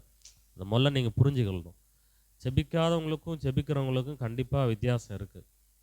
அந்த அந்த வாழ்க்கையில் நீங்கள் வந்து அதை உணரணும். இப்போ செக் பண்ணுங்கள் பிரதர், விசில் வருதான்னு பாருங்கள். அதனால் நீங்கள் ஜெபத்திற்கு தயவுசெய்து முக்கியத்துவத்தை தந்து நீங்கள் அந்த ஜெபத்தில் கலந்து கொள்ள உதவி செய்யுங்க, முயற்சி செய்யுங்க. நாளைக்கு எங்கள் அப்பாவுடைய ஆறுதல் கூட்டம் இருக்குது. ஸோ கலந்து கொள்ள வாய்ப்பு இருந்தால் கலந்து கொள்ளுங்கள். ஆமென். எப்பொழுதுமே வாய்ப்பு இருந்தால் கலந்து கொள்ளனா வர வேணான்னு அர்த்தம் இல்லை. உங்களுக்கு சூழ்நிலைகள் எப்படி இருக்குன்னு எனக்கு தெரியாது, அதனால தான் நான் அப்படி சொல்கிறேன். எப்படி ஒரு நல்ல பாஸ்டர் உங்களுக்கு கிடச்சிருக்கிறதுக்காக நீங்கள் சந்தோஷப்படுங்க. ஆமென். கண்டிப்பாக வந்து தான் ஆகணும். ஒரு சபையில் நான் கேள்விப்பட்டேன், ஒரு பாஸ்டர் சர்ச்சு நேம் தெரில, சாட்சியில் சொன்னார், அடுத்த வாரம் உன் புருஷனை அழைச்சிட்டு வந்தால் தான் நீ சர்ச்சைக்கு வரணும், இல்லைன்னா நான் என்ன பண்ணக்கூடாது, சபைக்கு வரக்கூடாது அப்படின்ட்டாரான். அப்போ அந்த அம்மாவுக்கு ரொம்ப வருத்தமாய், ஐயோ ஆண்டவரே, என் புருஷன்கிட்ட போய் நான் என்னத்தை சொல்லப்பா, அவன் சர்ச்சுக்கு போனாலே என்ன கொடுவா எடுத்து வெட்டிக்கிட்டு வர மனுஷன், அந்த மனுஷன்கிட்ட போய் நான் என்ன சொல்கிறது ஆண்டவரேன்னு சொல்லி இந்த அம்மா புலம்பிகிட்டே இருந்தாங்களாம். ஆனால் பாஸ்ட் என்ன பண்ணிட்டாரு, உன் புருஷனோட தான் என்ன பண்ணணும், சபைக்கு வரணும் அப்படின்னு சொல்லி ரொம்ப கண்டிஷனாக சொல்லிட்டாரு. அப்போ அந்த அம்மா உட்காந்து ராவெல்லாம் ஜெபிக்குதான், ஐயோ ஆண்டவரே, என் கணவர் என்ன பண்ணணும், மனம் திரும்பணும், நான் சர்ச்சுக்கு போகணும், இந்த ஆளை முதல்ல கூட்டு போகிறனோ இல்லையா, நான் முதல்ல என்ன பண்ணணும், சபைக்கு போகணும்னு சொல்லி வைராக்கியத்தோடு அவங்க செபிச்சாங்களாம். அப்போது இந்த அம்மா செபிக்க அந்த ஆளுக்கு கோவமாக வந்துச்சான், பயங்கர கோவம் வந்துச்சான். ஆனால் இந்த அம்மா என்ன பண்ணாங்களாம், வீட்டில் இரவெல்லாம் வேலையெல்லாம் முடிச்சுட்டு இரவெல்லாம் செபிச்சுட்டே இருந்தாங்களாம். இவர் எல்லாத்தையும் பார்த்துட்டு, சே நம்ம மனைவி நமக்காக இவ்வளோ ஜபிக்கிறாங்களே, நம்ம இத்தனை கொடுமைகளை அவர்களுக்கு விரோதமாக செஞ்சுருந்தாலும் அவங்க நமக்காக அவர்கள் ஜெபிக்கிறாங்களேன்னு சொல்லி நானும் உங்கள் சர்ச்சுக்கு வரேன், ஏன்னா நான் வராதனால தான் நீ என்ன பண்ண முடியல, போக முடியலையே அப்படின்னு சொல்லி வருத்தப்பட்டு இவரும் சபைக்கு போனாராம். ஆமென். அப்படியெல்லாம் பாஸ்டர்ஸ் அந்த காலத்தில் இருந்தாங்க. இன்றைக்கெல்லாம் அப்படி இருந்தாங்கன்னா ரொம்ப நன்றி பாஸ்டர், என் வீட்டுக்காரர் வரட்டும், இன்றைக்கி நான் வந்துக்கிறேன்ட்டு ஈஸியாக டாட்டா காமிச்சிட்டு என்ன பண்ணிடுவாங்க, சபைகளில் விசுவாசிகள் போயிடுவாங்க. ஆனால் தேவனுடைய நாமம் மகிமைக்காக நாம் என்ன பண்ணணும், ஒவ்வொரு நாளும் பிரயாசப்படணும். கர்த்தர் நல்லவர். தொடர்ந்து நம் செய்தி பகுதிக்காக நாம் கடந்து செல்வோம். கர்த்தர் நம்முடைய நமக்குள்ளே அவர் கிரியை செய்கிறவராக இருக்கிறார். நம்ம எல்லாரும் ஒரு நிமிடம் கண்களை மூடி, ஆண்டவரே இந்த காலை வேளையில் நாங்கள் ஒப்பு கொடுத்து செபிக்கிறோம்ப்பா. கர்த்தர் நீர் எங்களோடு கூட பேசுங்க ஆண்டவரே, உங்கள் நாமத்தை உயர்த்தும்படி ஆண்டவரே, உம்முடைய நாமத்துக்கு நாங்கள் மகிமையாக, கீர்த்தியாக, புகழ்ச்சியாக நாங்கள் இருக்கும்படி எங்கள் வாழ்க்கையிலே உம்மை நாங்கள் பிரதிபலிக்கிறவர்களாக காண கர்த்தர் உதவி செய்யுங்க ஆண்டவரே. எஸ்அப்பா, நீங்கள் எங்களோட இருக்கிறத ஆண்டவரே அநேகர் உணர்ந்து கொள்ளும்படி கர்த்தர் பரிசுத்த ஆவியானவரே எங்களை ஆளுகை செய்கிறத நாங்கள் உணரத்தக்கதாய் எங்களுக்கு கிருபை செய்யுங்கப்பா. இயேசு நாமத்தில் வந்திருக்கிற உம்முடைய பிள்ளைகள் ஒவ்வொருவரையும் நான் மனதார ஆசீர்வதிக்கிறேன். அவருடைய செவிகள் இயேசு நாமத்தில் திறந்திருப்பதாக. ஆண்டவரே, அவர் கண்கள் வேத வசனத்திற்கு முக்கியத்துவத்தை தந்து பதிய வைக்க கர்த்தர் கிருபை செய்வீராக ஆண்டவரே. உங்கள் இருதயத்தின் எண்ணங்கள் எல்லாம் இந்த நேரத்தில் கர்த்தருடைய வார்த்தைக்காக காத்திருக்க ஆண்டவரே, ஆத்மா மானானது நீரோடைய வாஞ்சிப்பது போல கர்த்தருடைய வார்த்தைக்கு இந்த ஆத்மா உள்ளம் காத்திருப்பதற்காக நீர் உதவி செய்யும்படியாக செபிக்கிற ஆண்டவரே. உம்முடைய கிருபை பிரசன்னத்துக்குள்ள உம்முடைய பிள்ளைகளை ஒப்புக் கொடுக்குறோம். வெளியில் எந்த சிந்தையும் உள்ளே வராதபடிக்கு உம்முடைய பிள்ளைகளை காத்துக்கொள்ளுங்க. இயேசு நாமத்தில் சொல்லப்படுகிற வார்த்தைகளை பிசாசானவன் நம்முடைய பிள்ளைகளுடைய இருதயத்தில் எடுத்து போடாதபடிக்கு கர்த்தர் உம்முடைய பிள்ளைகளை திடப்படுத்துகிறதையும் ஆறுதல் படுத்துகிறதையும் உம்முடைய பிள்ளைகளை ஆசீர்வதிக்கிறதையும் அவர்கள் கண்கள் காண கர்த்தர் உம்முடைய வார்த்தையை பிரதிபலிக்க தேவன் உதவி செய்யுங்கப்பா. இயேசு நாமத்தில் ஜெபிக்கிறோம் எங்கள் ஜெபங்கள் நல்ல பிதாவே. ஆமேன், ஆமேன், ஆமேன். அல்லேலூயா, அல்லேலூயா. கர்த்தர் நல்லவர். தொடர்ந்து நாம் வேத வசனத்துக்குள்ளாக நாம் கடந்து செல்லும். மத்தேயு 25ஆம் அதிகாரத்தில் ஒரு வார்த்தையை நாம் தியானிப்போம். மத்தேயு 25ஆம் அதிகாரம்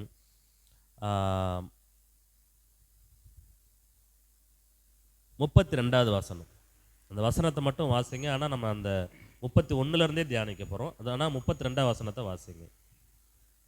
அப்பொழுது சகல ஜனங்களுக்கும் அவருக்கு முன்பாக சேர்க்கப்படுவார்கள். மேய்ப்பனானவன் செம்மறி ஆடுகளையும் வெள்ளாடுகளையும் வெவ்வேறாக பிரிக்கிறது போல அவர்களை அவர் பிரித்து செம்மறி ஆடுகளை தமது வலது பக்கத்திலும் வெள்ளாடுகளை தமது இடது பக்கத்திலும் நிறுத்துவார். ஆமென். 32 மட்டும் வாசிங்க. அப்பொழுது சகல ஜனங்களும்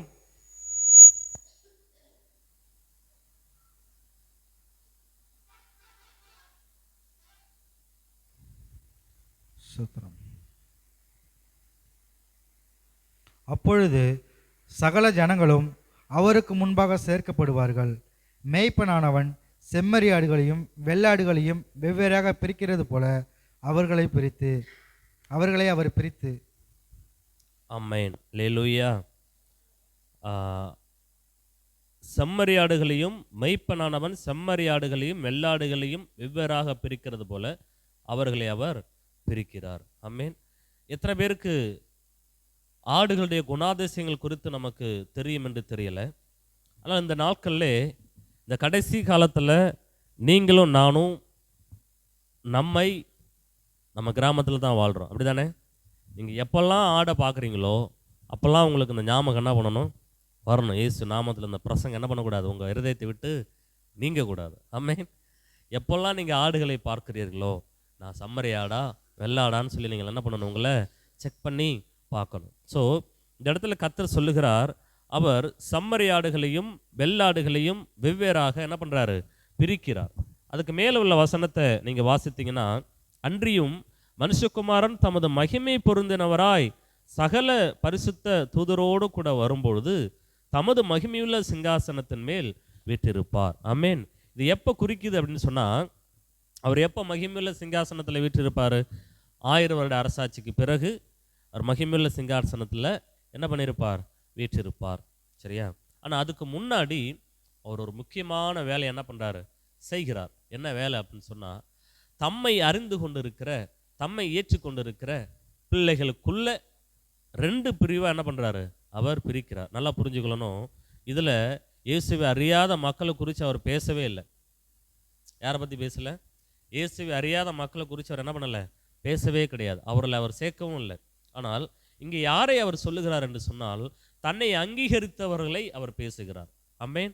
புரியுதா உங்களுக்கு? நல்லா தன்னை அங்கீகரித்தவர்கள், கிறிஸ்துவை அங்கீகரித்தவர்கள், வசனத்தை ஏற்றுக்கொண்டவர்கள், வசனத்திற்கு முக்கியத்துவம் கொடுக்கிறவர்களை, வார்த்தைக்கு செவி கொடுத்து அவருடைய வழிகளை பின்பற்றுகிறவர்கள தான் அவர் என்ன பண்ணுறாரு? இப்போ பேசுகிறார். ஆனால் அதில் 2 பிரிவாக இருக்கிறாரு, 2 பிரிவுள்ள மக்கள் இருக்கிறார்கள் என்று சொல்லி வேதம் நமக்கு என்ன பண்ணது? சுட்டி காண்பிக்கிறது. ஆமென். இப்போவும் அப்படி தானே இருக்கிறோம். சிலர் என்ன பண்ணுறோம்? ஆண்டவருக்காக ரொம்ப வைராக்கியமாக, பக்தி வைராக்கியமாக இருக்கிறோம். சிலர் என்ன பண்ணுறாங்க? அட போனால் போயிட்டு சும்மா டைம் பாஸுக்காக போயிட்டு வருவோம், போனால் 2 பாட்டு பாடுவாங்க, சந்தோஷமாக இருந்துட்டு சமாதானமாக இருக்கும், நல்லா இருக்கும், பார்க்க நல்லா இருக்கும் அப்படின்ட்டு வருவாங்க. சிலர் சபையில் அந்த கூட்டத்தை பார்ப்பதற்காக வருவாங்க. சிலர் அது ஒரு நான் சொன்ன மாதிரி டைம் பாஸுக்காக வருகிறவர்கள் இருக்கிறாங்க. அதுக்கப்புறம் சில சபைகள்லாம் சாப்பாடு நல்லா கொடுப்பாங்க, மதிய சாப்பாடெல்லாம் கொடுப்பாங்க, அதுக்காக வருவாங்க. சில வீட்டில் இருந்தால் ஏன்டா பிரச்சனை, இந்த தொல்லைலாம் தாங்காமல் கொஞ்சம் நேரம் ஃப்ரீயாக இருந்துட்டு வருவோம் அப்படின்னு சொல்லி இருக்கிறவங்களும் இருக்கிறாங்க. ஆனால் சில இடங்களில் இப்படியும் இருக்குது. அங்கே போனால் இருக்கிற சமாதானமும் போயிருங்கிற நிலைமையும் இருக்குது. ஊழியர்கள் பண்ணுற அட்டூழியம், அவ்வளோ பெரிய அட்டூழியத்தை என்ன பண்ணுறாங்க? உள்ள சமாதானமும் போயிடும்பா அப்படின்னு சொல்லி போகாமலும் இருக்கிறவங்களும் இருக்கிறார்கள். ஆனால் இந்த இடத்துல கர்த்தர் இப்படிப்பட்ட மக்களை குறித்து தான் அவர் என்ன பண்ணுகிறார்? பேசுகிறார். இப்போது 31ஆம் வசனத்தில் அவர் சொல்கிறாரு, அன்றைய மனுஷகுமாரன் தமது மகிமை பொருந்தனவராய் சகல பரிசுத்த தூதரோடு கூட வரும்போது தமது மகிமையுள்ள சிங்காசனத்தின் மேல் வீற்றிருப்பார். அப்பொழுது சகல ஜனங்களும் அவருக்கு முன்பாக சேர்க்கப்படுவார்கள். ஆமென். இப்போது அவர் வீற்றிருக்கிற செயல் 2 இடத்துல அந்த செயல் நடக்குது. ஒன்று, 1000 வருட அரசாட்சிக்கு பிறகு அந்த சிங்காசனம், வெள்ளை சிங்காசனம், அங்கே ஒரு சம்பவம் நடக்குது. ஆனால் அதற்கு முன்பதாக அவர் 1000 வருட அரசாட்சியில் அவர் என்ன பண்ணுவார்? அந்த சிங்காசனத்தில் வீற்றிருப்பார். வேதம் தெளிவாக சொல்லுது, வெள்ளை சிங்காசனத்தின் மேலே வீற்றிருப்பார் அல்ல, சிங்காசனத்தின் மேலே வீற்றிருப்பார்னு தான் சொல்லுது. அப்போது இது எங்கே குறிக்குது அப்படின்னா, 1000 வருட அரசாட்சி என்ன பண்ணுது? குறிக்குது. அல்லேலூயா. 1000 வருட அரசாட்சியில் அவர் சிங்காசனத்தில் அமர்ந்திருக்கும் பொழுது அங்கே யாருக்கு முக்கியத்துவம், யாருக்கு அங்கே கனம் கொடுக்கப்படுது, யாருக்கு மகிமை கொடுக்கப்படுது, இதை தான் ஆண்டவர் இந்த இடத்துல என்ன பண்ணுறார்? பேசுகிறார். நீங்கள் நன்றாக கவனிக்கணும். இந்த இந்த இந்த காரியங்களை நாம் தெரிந்து கொள்வதற்கு முன்பதாக ஆடுகளுடைய குணாதிசயங்களை குறித்து நம்ம என்ன பண்ண போகிறோம்? இப்போ நம்ம தெரிந்து கொள்ள போகிறோம். ஆமென். ஆடுகளை குறித்து நமக்கு எத்தனை பேர் குணாதிசயங்களை தெரியுமோ தெரியாது எனக்கு தெரியல. பட் நான் கேள்விப்பட்ட வரைக்கும் நான் உங்களோடு கூட அதை என்ன பண்ணுறேன்? பகிர்ந்து கொள்ள விரும்புகிறேன். செம்மறி ஆடு, வெள்ளாடு, 2 ஆடு. இப்போ இந்த 2 வகையான ஆடுகள் தான் உலகம் முழுக்க அதிகமாக என்ன பண்ணுது? இருக்குது. அதில் வித்தியாசங்கள் இருக்கலாம். சில ஆடுகளுக்கு முடி நல்லா பயங்கரமாக இருக்கும். இப்போ வெளிநாட்டில் இருக்கிற ஆடுகளுக்கெல்லாம் பார்த்தோன்னா பார்க்க மொசுன்னு அழகாக இருக்கும். அந்த அந்த அந்த காது, அந்த முடிகள், அதெல்லாம் பெரிய ஆட்டையே வீட்டுக்குள்ளே வச்சுக்கலாம் போல் இருக்கும். மேக்ஸிமம் நம்ம குட்டியை தான் என்ன பண்ணுவோம்? கொஞ்சுவோம். ஆனால் அங்கே பார்த்தீங்கன்னா பெரிய ஆடுகள் கூட என்ன பண்ணும்? அப்படியே கொஞ்சணும் போல் இருக்கும். அவ்வளோ அழகாக வெள்ளை முடிகளோட நல்ல அழகாக என்ன பண்ணுவோம்? அந்த ஆடுகள் நல்லா கொழுன்னு இருக்கும். நம்ம ஊரில் பார்த்திங்கன்னா பரவலாக இருக்கக்கூடிய ஆடுகள், இந்திய தேசத்தில் இருக்கக்கூடிய ஆடுகள், வெள்ளாடுகள், செம்மறி ஆடுகள், ஜமுனாபாரி, அப்படிலாம் ஆடுகள் வகைகள் இருக்குது. ஜமுனாபாரி ஆடுன்னு கேள்விப்பட்டிருப்பீங்க. அது எப்படி இருக்கும் தெரியுமா? காது நீட்டாக இருக்கும், 1 அடி இருக்கும் காது மட்டுமே. குட்டிகள் கூட என்ன பண்ணும்? காது இவ்வளோ பெருசு இருக்கும். ஸோ அது மாதிரி ஆடுகள், நிறைய ஆடுகள் நம்ம ஊரில் பார்த்திங்கன்னா வெள்ளாடுலேயே என்ன சொல்லுவாங்க, இந்த ரொம்ப வளர்த்தியாக இருக்கும் ஒரு ஆடு. அந்த ஆடுக்கு ஒரு பேர் சொல்ல டக்குன்னு ஞாபகம் வரல. பார்த்திங்கன்னா சில ஆடுகள் குட்டையாக இருக்கும், சில ஆடுகள் ரொம்ப வளர்த்தியாக இருக்கும். அந்த ஆடு பார்த்திங்கன்னா தரையை பார்த்தே மேயாது. அதோடைய செயல்கள் எப்படி தெரியுமா? வேலியை தாண்டி தான் அது என்ன பண்ணும்? மேயும். அழகாக ஒரு 5 அடி வேலியெல்லாம் ஈஸியாக என்ன பண்ணிடும்? தாண்டிடும். அப்போது பல ரகங்கள் உள்ள ஆடுகள் இருக்குது. அதில் செம்மறியாடு அப்படின்னு சொல்லி பார்த்தோம்னா சில வகைகள் மட்டும்தான் இருக்குது. அது பார்த்தீங்கன்னா கொஞ்சம் பார்க்கும்போதே ரொம்ப பயந்த சுபாவம் போல் இருக்கும். அப்படி தானே? செம்மறியாடை பார்த்தீங்கன்னா எப்படி இருக்கும்? ரொம்ப பயந்த சுபாவம் போல் இருக்கும். அது பாட்டு அப்படியே வரிசலாக போகும். ஒன்றும் இல்லை, நேற்றுக்கு எங்கள் பாப்பா எப்பொழுதும் நாங்கள் இப்போ கொஞ்ச நாளாக நாங்கள் சாயந்தரம் ஈவினிங் டைமில் எங்கள் வீட்டுக்கு முன்னாடி உட்காந்துருக்கிறதுனால அந்த வழியை என்ன பண்ணும், இந்த செம்மறியாடுகள் கூட்டமாக ஒரு டயத்துக்கு வரும். அப்போ வரும்பொழுது ஒரு ஆடு அங்கே தண்ணி எங்கள் வீட்டுக்கு முன்னாடி வச்சுருப்பாங்க. ஒரு ஆடு அந்த தண்ணி பக்கெட்டுக்குள்ளே வந்துச்சுன்னா எல்லா ஆடும் என்ன பண்ணும், அந்த தண்ணி பக்கெட்டை ஒரு மோதிட்டு தான் போகும். அப்போ நேற்றுக்கு என் பொண்ணு என்ன பண்ணுச்சு, இப்படி ஒரு சைகை காமிச்ச உடனே ஒரு ஆடு துள்ளி குதிச்சது. என்ன பண்ணுச்சு, ஒரு ஆடு துள்ளி குதிச்சது. அதை பார்த்து பின்னாடி வர அத்தனை ஆடு என்ன பண்ணுது, துள்ளி துள்ளி குதிச்சு போகுது. இதுதான் செம்மறியாட்டையோட சைக்காலஜி. அது எப்பொழுதுமே எப்படி இருக்கும் அப்படின்னா ஒரு பயந்த சுபாவத்தோடு என்ன பண்ணுமா இருக்குமா. ஸோ அப்படி வெவ்வேறு வகையில் ஆடுகள் இருந்தாலும் அவைகளுக்குள்ளே இருக்கிற குணாதிசயங்கள் என்ன பண்ணுது, சற்று மாற்றத்துக்குரியதாக இருக்கிறது. அமேன். இப்போ இந்த ஆடுகளை வைத்து உங்களையும் என்னையும் நம்ம என்ன பண்ணணும், பரிசோதித்து பார்க்க வேண்டும் என்பதை கர்த்தர் விரும்புகிறார். ஏனென்றால் இந்த கடைசி நாட்களில் நாம் நிற்கிறோம். கடைசி நாளில் என்ன பண்ணுறோம், நம்ம இருக்கிறோம். இந்த கடைசி நாட்களில் மிக மிக மிக நாம் தெளிவாக இருக்கணும். நிறைய பேர் சொல்லுகிற காரியம் என்னன்னு தெரியுமா, நான் பேசிகிட்டு இருக்கிற இந்த நேரத்தில் கூட என்ன பண்ணலாம், ஆண்டவருடைய வருகை இருக்கலாம். நாம் பேசிகிட்டு இருக்கிற இந்த நேரத்தில் கூட கர்த்தருடைய வருகை இருக்கலாம். அப்போ அதற்கு நம்ம ஒவ்வொரு நாளும் நம்மை ஆயத்தப்படுத்த வேண்டும். ஒவ்வொரு நாளும் நம்மை பரிசோதிக்க வேண்டும். ஆண்டவரே, நான் உனக்கு முன்பாக நிற்கிறேனா, உமக்கு முன்பாக நான் உண்மையாக உத்தமமாக இருக்கிறேனா, உம்முடைய வார்த்தைக்கு நான் செவி கொடுக்கிறேனா, ஆண்டவரே நான் உம்முடைய வழிகளை நான் ஃபாலோ பண்ணுறேனா, இதெல்லாம் நம்ம என்ன பண்ணணும், அப்பப்போ நம்ம என்ன பண்ணணும், நம்மை பரிசோதித்து கொள்ள வேண்டும். எண்ணெயும் ரசத்தையும் என்ன பண்ணாத, சேதப்படுத்தாத. எண்ணெயும் தானியத்தை ரசத்தையும் என்ன பண்ணாதீங்க, கடைசி காலத்தில் சொல்லப்பட்டிருக்கு. அப்போ இந்த எண்ணெய் என்பது அபிஷேகம். அந்த அபிஷேகத்தை என்ன பண்ணிடக்கூடாது, சேதப்படுத்திடக்கூடாது.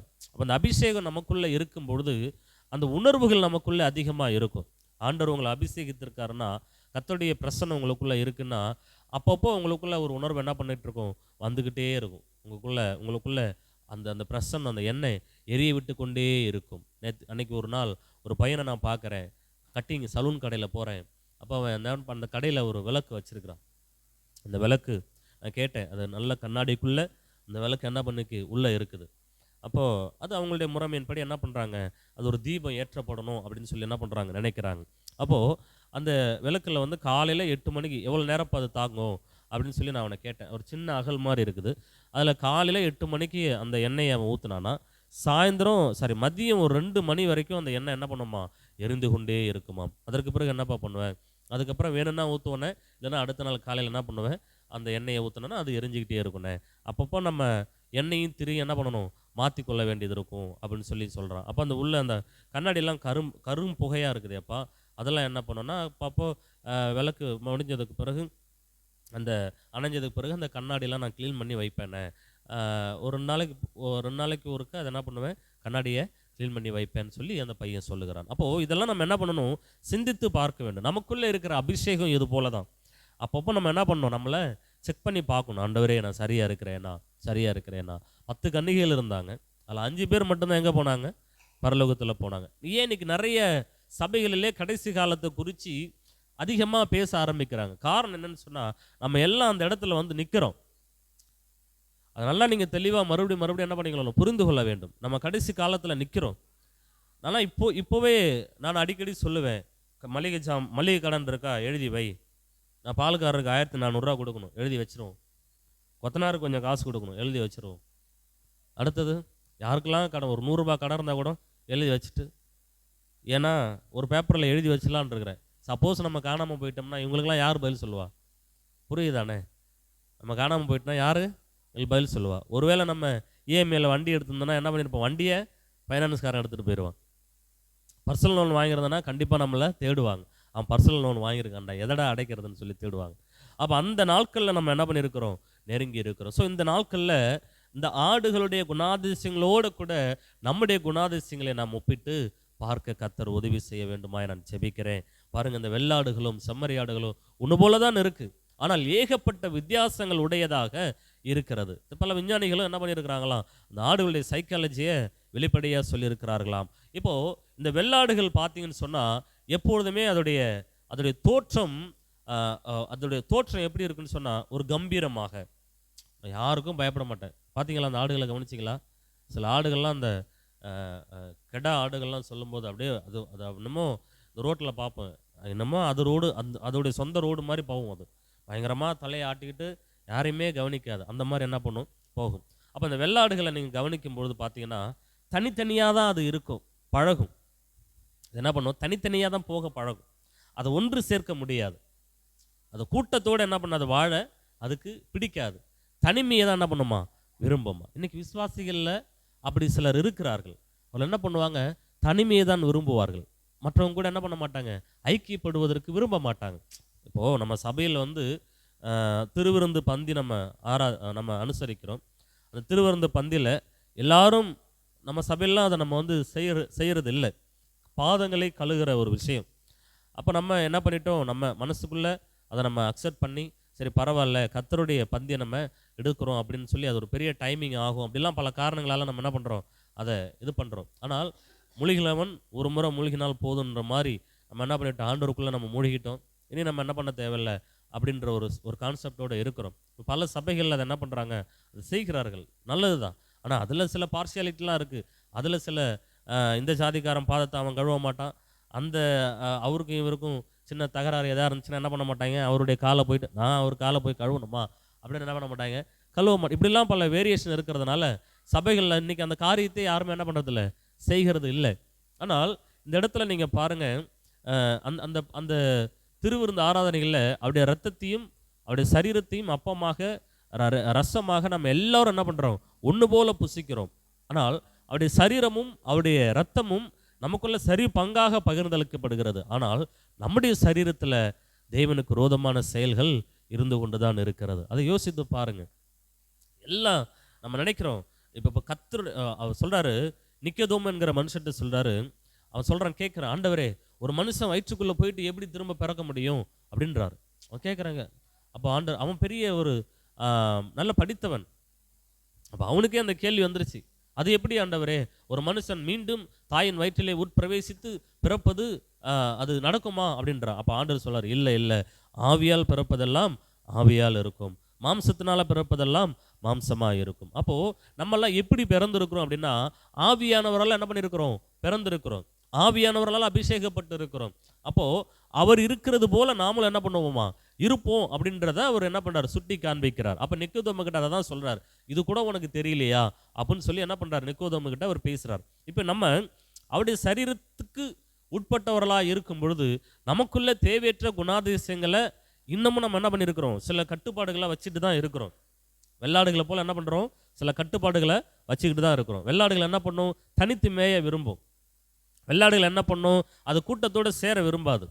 வெள்ளாடுகள் என்ன செய்யும், அதுக்குன்னு ஒரு பாதை என்ன பண்ணும், அதுக்குன்னு ஒரு எல்லையை கட்டுப்படுத்த முடியாது. அப்படியே பரவலாக என்ன பண்ணுமா, அது மேய பார்க்குமா, பரவலாக மேய பார்க்குமா. அந்த கீழ்ப்படிதல் என்பது கீழ்ப்படிகிறது போல தான் இருக்கும், ஆனால் என்ன பண்ணாது, கீழ்ப்படிய அதுக்கு தெரியாதுன்னு தெரியும், ஆனால் என்ன பண்ணாது, கீழ்ப்படியாது. அப்போது யோசித்து பாருங்கள், வெள்ளாட்டுடைய வாலை நீங்கள் கவனிச்சிருக்கிறீங்களா? வெள்ளாட்டுடைய வாலை எப்படி இருக்கும், வாலை வானத்தை நோக்கி தான் இருக்கும். நல்லா கவனிச்சு பாருங்கள், வெள்ளாட்டுடைய வால் எப்படி இருக்கும், வானத்தை நோக்கி தான் இருக்கும். செம்மறியாட்டு வாலை பார்த்துருக்கீங்களா? அது எப்படி இருக்கும், கீழே தான் இருக்கும். அப்போ யோசித்து பாருங்கள், அதுக்கு விஞ்ஞானிகள் என்ன சொல்கிறாங்களா, அது எப்பொழுதுமே ஒரு வரட்டு கௌரவம், தலை கனம் அந்த வெள்ளாட்டுக்கு இருக்குமா. யோசித்து பாருங்களேன், இப்படியும் சபைகளில் மக்கள் இருக்கிறாங்க. நிறைய சபைகள் நான் பார்த்துருக்குறேன். ஒன்றும் இல்லை, ஒரு சபை விசுவாசி ஒரு இடத்துல வந்து நிற்கிறாங்க. நான் சொல்கிறேன், அம்மா அவங்கள பார்த்தா நம்ம இனம் மாதிரி இருக்குது, சும்மா ஒரு ஜோக்குக்காக நகைலாம் போடாமல் இருந்தாங்க. என் ஒய்ஃப்கிட்ட சொல்ல, அம்மா நம்ம இனம் மாதிரி இருக்குது, பாவம் எங்கேருந்து வந்தாங்களே தெரில, அவங்க பாவம் கிடையாது, பட் நான் அப்படி ஒரு லாங்குவேஜில் இப்படி சொல்கிறேன், போய் அவங்கள விசாரிச்சு எந்த சர்ச் என்னன்னு கேளு, ஏன்னா இங்கே எல்லாரும் இயேசு அறியாதவர்கள் தானே இருக்கிறாங்க, அவங்களுக்கு ஒரு சந்தோஷமாக இருக்குமே அப்படின்னு கேளு அப்படின்னு சொல்லி அவங்களும் எங்களை பார்க்குறாங்க.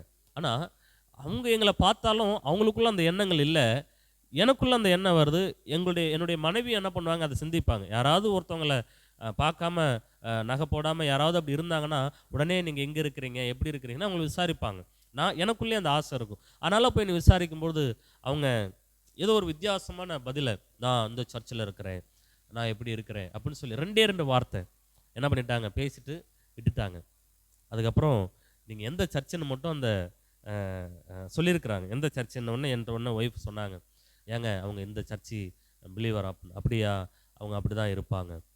என்ன பண்ணுவாங்க, அவங்க அப்படி தான் இருப்பாங்க. அப்போது அந்த சர்ச்சு பிலீவர்னாலே நம்ம என்ன பண்ணிடுறோம், ஒரு கெத்து, ஒரு பயங்கரமான ஒரு அப்பா நம்ம இப்படி இருக்கிறோம், நம்ம சபை இப்படி. நான் சொல்கிறேன், இந்த சபை அங்கே என்ன பண்ண போகிறதில்ல, பரலோகத்துக்குள்ளே வரப்போகிறதில்ல.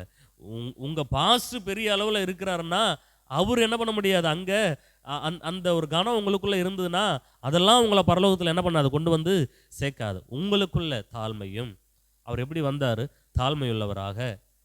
அவர் வானத்தை சர்வ லோகத்தையும் உருவாக்கின இயேசு கிறிஸ்து. யோசித்து பாருங்களேன், அந்த சராசரங்களையும் நீதிமொழியில் எழுதியிருக்கிறது. அவர் செல்ல பிள்ளையை போல என்ன பண்ணாராம், பிதாவின் மடியில் அமர்ந்தாராம். அது எல்லாத்தையும், எல்லா மகிமையும் கனத்தையும் விட்டுட்டு பூமியில் ஒரு சாதாரண ஒரு மனிதனாக வருகிறார். கற்பனை பண்ணி பாருங்க, இயேசு கிறிஸ்து ஒரு இடத்துல சொல்றாரு, நான் இப்போ வேண்டிக் கொள்வேனானால், அவரை அந்த கெத்செமனே தோட்டத்தில் அவர் கடைசியாக ஜெபிச்சுட்டு அந்த இடத்துல பிடிக்க வருவாங்க தெரியுங்களா, அந்த இடத்துல சொல்றாரு, நான் இந்த நேரத்தில் ஜெபியானா லேகியோன் கணக்கான தூதர்களை என்ன பண்ணுவார், ஆண்டவர் எனக்காக அனுப்புவார். அவ்வளோ பவர் உள்ளவர், அவ்வளோ பவர். கெத்செமனே தோட்டத்தில் அழும்போது அவருக்கு இரத்த கண்ணீராக வருது. யாருக்காக அழுகிறாரு, வியாகுலப்படுறாரு, கண்ணீர் விடுகிறார். அவர் கண்ணீர் விடும்போது அவருடைய கண்ணுலேருந்து ரத்தமாக வருதான். அப்போ எனக்கு இந்த விஷயம் ரீசெண்டாக நான் ஒரு செய்தியில் வாசித்தேன். அதாவது இரத்த கண்ணீர் எப்போ வரும் அப்படின்னா, இரத்த கண்ணீர் எப்போ வரும் அப்படிங்கிறத நீங்கள் என்ன பண்ணணும், தெரிந்து கொள்ளணும். அதிகமான பலு, வெயிட்டு. அப்போ நான் டிவி சேனலில் நியூஸில் பார்க்கும்போது ஒருத்தர் கிட்ட 450 கிலோ வெயிட் என்ன பண்ணுறாரு, பலு தூக்குறாருன்னு சொல்லுவோம் இல்லையா, பலு தூக்குறாருமா இல்லையா. அப்போது அந்த 450 வெயிட்டை அவர் 2 முறை இப்படி தூக்கி இப்படி அமரும் பொழுது, 3ஆவது முறை தூக்கும் பொழுது அவர் கண்ணுலேருந்து என்ன பண்ணுதான், ரத்தம் பீறிட்டு. அதை அப்படியே காமிக்கிறாங்க நியூஸில், நான் பார்க்குறேன். அப்படியே அது பிளாக் அண்ட் ஒயிட்டாக மாற்றிட்டாங்க. அந்த செயல் வருகிறத பிளாக் அண்ட் ஒயிட்டாக என்ன பண்ணிட்டாங்க, மாற்றிட்டாங்க. அப்போது அதில் சொல்கிறாங்க, ஒருத்தருக்குள்ளே எப்போ அழுத்தம் வருதோ அப்போ அவங்க கண்ணீர் கூட எப்படி மாறுமா, ரத்த கண்ணீராக வருமா. அப்போது இயேசுக்குள்ளே எவ்வளோ அழுத்தம் இருந்திருக்குன்னு பாருங்கள், எவ்வளோ மன அழுத்தம் இருந்திருக்கும். ஏன்னா அவருடைய வேர்வையெல்லாம் என்ன பண்ணிச்சான், ரத்த துளிகளாக வந்துச்சான். யாருக்காக, உங்களுக்காக. ஏன் தெரியுமா, நீங்களும் நானும் எப்படி ஆகிலும் அவருடைய ராஜ்யத்தை சுதந்திரத்துக் கொள்ள வேண்டும் என்கிற அக்கறையும் எண்ணமும் ஏசப்பாக்குள்ள அதிகமாக இருக்கிறது. ஆமேன். அப்போ யோசித்து பாருங்கள், இந்த வெள்ளாடுகளுடைய குணாதிசயங்களை நம்முடைய வாழ்க்கையில் என்ன பண்ணணும், ஒப்பிட்டு பார்க்க வேண்டும். ஒரு தலை கௌரவம், ஒரு தலை கனம். அந்த வால் எப்பொழுதும் வானத்தை நோக்கி தான் இருக்குமா. அந்த வால் என்ன பண்ணுமா, வானத்தை நோக்கி இருக்குமா. அழகாக ஒரு விஷயத்தை நான் பார்த்தேன். இப்படி காண்பிக்கிற விரல், இப்படி என்னத்தை காண்பிக்கும் இந்த விரல், பல சைகைகள் அந்த விரல் என்ன பண்ணும், இப்படி காண்பிச்சா இந்த விரலுக்கு பல அர்த்தங்கள் உண்டு. டேய் உன்னை கொன்று போடுவேன்டா, ரொம்ப ஜாக்கிரதையாரு, நீ எல்லாம் ஒரு பெரிய ஆளா, இப்படிலாம் இந்த விரலை என்ன பண்ணுறோம், அந்த ஆக்ஷனை நம்ம காண்பிக்கிறோம். அதே இந்த விரலை இப்படி நம்ம காமிக்கும்போது அந்த விரல் தாழ்மையாக, நான் இங்கே தான் இருக்கிறேன், நான் இந்த இடத்துல தான் இருக்கிறேன், இந்த இடத்துல தான் இருக்கிறேங்கும் போது அந்த விரல் என்ன பண்ணுது, கீழே நோக்கி பார்க்குது, நான் இந்த இடத்துல தான் இருக்கிறேன். அதே விரலை தான் நம்ம பயன்படுத்துகிறோம், இந்த இடத்துல தான் இருக்கிறேன், இந்த இடத்துக்கு தான் நான் போவேன், இந்த இடத்துல தான் நான் இப்படி தான் நான் போயிட்டுருப்பேன், அந்த விரல் இப்படி தான் நான் போவேன் அப்படின்னு சொல்லி அந்த சைக்காலஜி. விரல் ஒன்று தான், ஆனால் குணாதிசயங்கள் என்ன பண்ணுது, பல்வேறு விதத்தில் மாறுகிறது. அதே போல் நாமுக்குள்ளே இருக்கிற கர்த்தர் எப்பொழுதுமே அவராகத்தான் இருக்கிறார். நம்மை நேசிக்கிற தேவன் நமக்குள்ள எல்லாவற்றையும் சரி பங்காகத்தான் நமக்கு பகிர்ந்தளிக்கிறார். ஆனால் நம்முடைய குணாதிசயங்கள் அப்பப்போ மாறிக்கொண்டே இருக்கிறது. ஆமென். நான் சில நேரம் நினச்சிருக்கிறேன், சில ஆண்டவரை அங்கீகரிக்காத பிள்ளைகள் இருக்கிறாங்கல்ல, அவங்க சொல்லுகிற வார்த்தைக்கு நான் கவனித்து பார்ப்பேன், பரவாயில்ல நம்மளை காட்டிலும் அவங்களுக்கு நல்ல குணாதிசயங்கள்லாம் இருக்குதே, அந்த இடத்துல நான் வெட்கப்படுவேன். ஆண்டவரை இந்த எண்ணம் நமக்குள்ள இல்லையே. அப்போ யோசித்து பாருங்கள், அவங்களுக்கு யாருமே தெரியாது, சொன்னா யாருன்னு தெரியாது, பைபிள்னா என்னன்னு தெரியாது, வார்த்தைன்னா என்னன்னு தெரியாது. ஆனால் அவங்க என்ன பண்ணுறாங்க, அவர்கள் யதார்த்த மனநிலையில் வாழ்க்கையில் அதற்கு முக்கியத்துவம் கொடுக்கிறார்கள். பாருங்கள், இந்த வெள்ளாடுகளை போல இன்றைக்கு நிறைய மக்கள் நமக்குள்ள, என்னையும் சேர்த்து தான் நான் சொல்கிறேன், எனக்குள்ளேயே அப்படிப்பட்ட குணாதிசயங்கள் என்ன பண்ணுது, இருக்கத்தான் செய்கிறது. ஸோ இது எல்லாவற்றையும் மாற்றுவதற்கு நம்ம என்ன பண்ணணும்? நம்மை ஒப்பு கொடுக்க வேண்டும். அதனால தான் கடைசி காலத்தில் இதற்கு ஜாக்கிரதையாக நீங்கள் இருங்கன்னு சொல்லி என்ன பண்ணுறோம்? நம்ம சொல்லுகிறோம். அடுத்தது, இந்த வெள்ளாடுகள் மேய்ப்பதற்கு மேய்ப்பன் தேவையில்லையா? ஆச்சரியமாக இருக்குல்ல? இந்த வெள்ளாடுகளை மேய்க்க என்ன பண்ண யார் தேவையில்லையா? மேய்ப்பன் தேவையில்லையா? இது தன்னால் போயிட்டு மேய்ஞ்சிட்டு தானே வீட்டுக்கு வந்துருமா. இது விஞ்ஞானிகள் கண்டுபிடிச்ச உண்மையா? அப்போ யோசித்து பாருங்க, வெள்ளாடுகளை மேய்க்காமலே அது என்ன பண்ணுமா? அது தனக்குரிய பகுதிகளை மேய்ந்து விட்டு ஈஸியாக என்ன பண்ணிடுமா? வீட்டுக்குள்ளே வந்துடும். இன்னைக்கு எத்தனை சபைகள் இல்லை, மேய்ப்பன் இல்லாத வெள்ளாடுகள் தான் இன்னைக்கு நிறைய இருக்கிறாங்க. நீ எல்லாம் ஒரு பாஸ்டரா? நீ சொல்கிறதெல்லாம் நான் கேட்டுருணுமா? ஏன் இன்னைக்கு எனக்கு ஒரு மெய்ப்பன் நான் வச்சுக்கணும். ஊழியக்காரனாகிய நான் என்ன பண்ணணும்? எனக்கு ஒரு மெய்ப்பன் வச்சுக்கணும். நான் எனக்கு சிலர் இருக்கிறாங்க. நான் அவங்களுடைய செய்திகளை அதிகமாக என்ன பண்ணுவேன்? கேட்பேன். அவங்களுடைய ஆலோசனைகளுக்கு நான் என்ன பண்ணுவேன்? உடன்படுவேன். ஏன்னா அவங்க சொல்லுகிறது எனக்கு தேவையானதாக இருக்கும், எனக்கு முக்கியமானதாக இருக்கும். அதற்கு நான் ஒப்பு கொடுக்க வேண்டியதாக இருக்கும். சிலர் அவங்களுடைய ஆலோசனையில் என்ன பண்ணுவேன்? பின்பற்றுவேன். ஒரு நண்பர் எனக்கு சொன்னார், பாஸ்டர் உங்களுடைய முடி நீங்கள் வெட்டுறீங்க, பரவாயில்ல, அது வந்து ஒரு ஒரு விகாரமாக இருக்குது பாஸ்டர். எப்படி இருக்குது? பயங்கரமாக ஒட்டை கட் பண்ணிடுறேன். நான் என்னத்தை யோசிப்பேன்னா, ஒட்டை அடிச்சிட்டோம்னா ஒரு 1.5 மாதத்துக்கு என்ன பண்ண தேவையில்லை? கை வைக்க தேவையில்லை. நான் என்னுடைய எண்ணமெல்லாம் அப்படி தான் இருக்கும். ஏன்னா அடிக்கடி இப்போ முடி இப்படி விட்டு வெட்டணும்னா அடிக்கடி என்ன பண்ணணும்? நம்ம வெட்டணும் அப்படின்னு நான் நினைப்பேன். அது ஒரு 100 ரூபா நம்ம கொடுக்கணும்ல. 1.5 மாதத்துக்கு ஒருக்க கொடுத்தனா கொஞ்சம் லென்த்தாக போணுச்சுன்னா நல்லாயிருக்கும் அப்படின்னு நினைப்பேன். ஆனால் அவர் சொல்லும்போது அது எனக்கு யோசிக்கிற விஷயமா இருந்துச்சு. ஆமாம், பயங்கரமாக ஒட்டை வெட்டிக்கிறோம், பார்க்கவே சின்ன பையன் மாதிரி இருக்குது, ஒரு அஃபிஷியலாக நமக்கு தெரியல அப்படின்னு சொல்லிட்டு நான் என்ன பண்ணேன், இன்றைக்கி ஒரு 2 நாளைக்கு முன்னாடி கட்டிங் கடையில் உட்காந்துருக்கும் போது எனக்கு டக்குன்னு அவர் சொன்ன ஞாபகம் வருது. சரி, ஓகே அப்பா, இனிமே நீ கட்டிங் என்ன பண்ணு, எனக்காக மாற்றி அவன் கட்டிங்லாம் இப்படி வெட்டுப்பான்னு சொல்லிட்டேன். முடித்ததுக்கு பிறகு, தம்பி என்னை நல்லா பார்த்துக்க, சாரி என் தலையை நல்லா பார்த்துக்க, இது போல் இனிமேல் என்ன பண்ணிக்க, ஃபாலோ பண்ணிக்க. இனிமேல் நான் உனக்கு 1 மாதத்தில் 2 முறை வந்தாலும் பரவாயில்ல. ஏன்? அது சிலருக்கு அந்த எண்ணத்தை பிரதிபலிக்கக்கூடியதாக இருக்கிறது.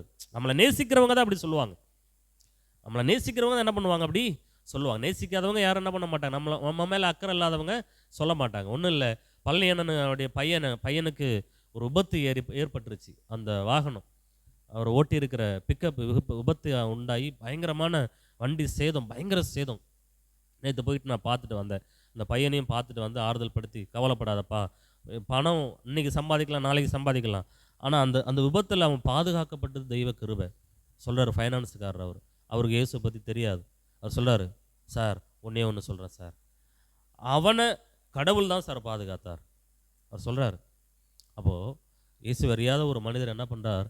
இந்த வார்த்தையை சொல்லுகிறார். நான் நேற்று அந்த வண்டியை நேருக்கு நேராக பார்க்கும்போது தான் எனக்கு தெரியுது, உண்மையாகவே நான் சொல்கிறேன், கர்த்தருடைய கிருபைலன்னா அவனால் உயிர் பிழைக்கவே முடியாது. சில லேசான அடியோட, சும்மா லேசாக கீறல், மற்றபடி அவனுக்கு எங்கேயுமே அடி இல்லை.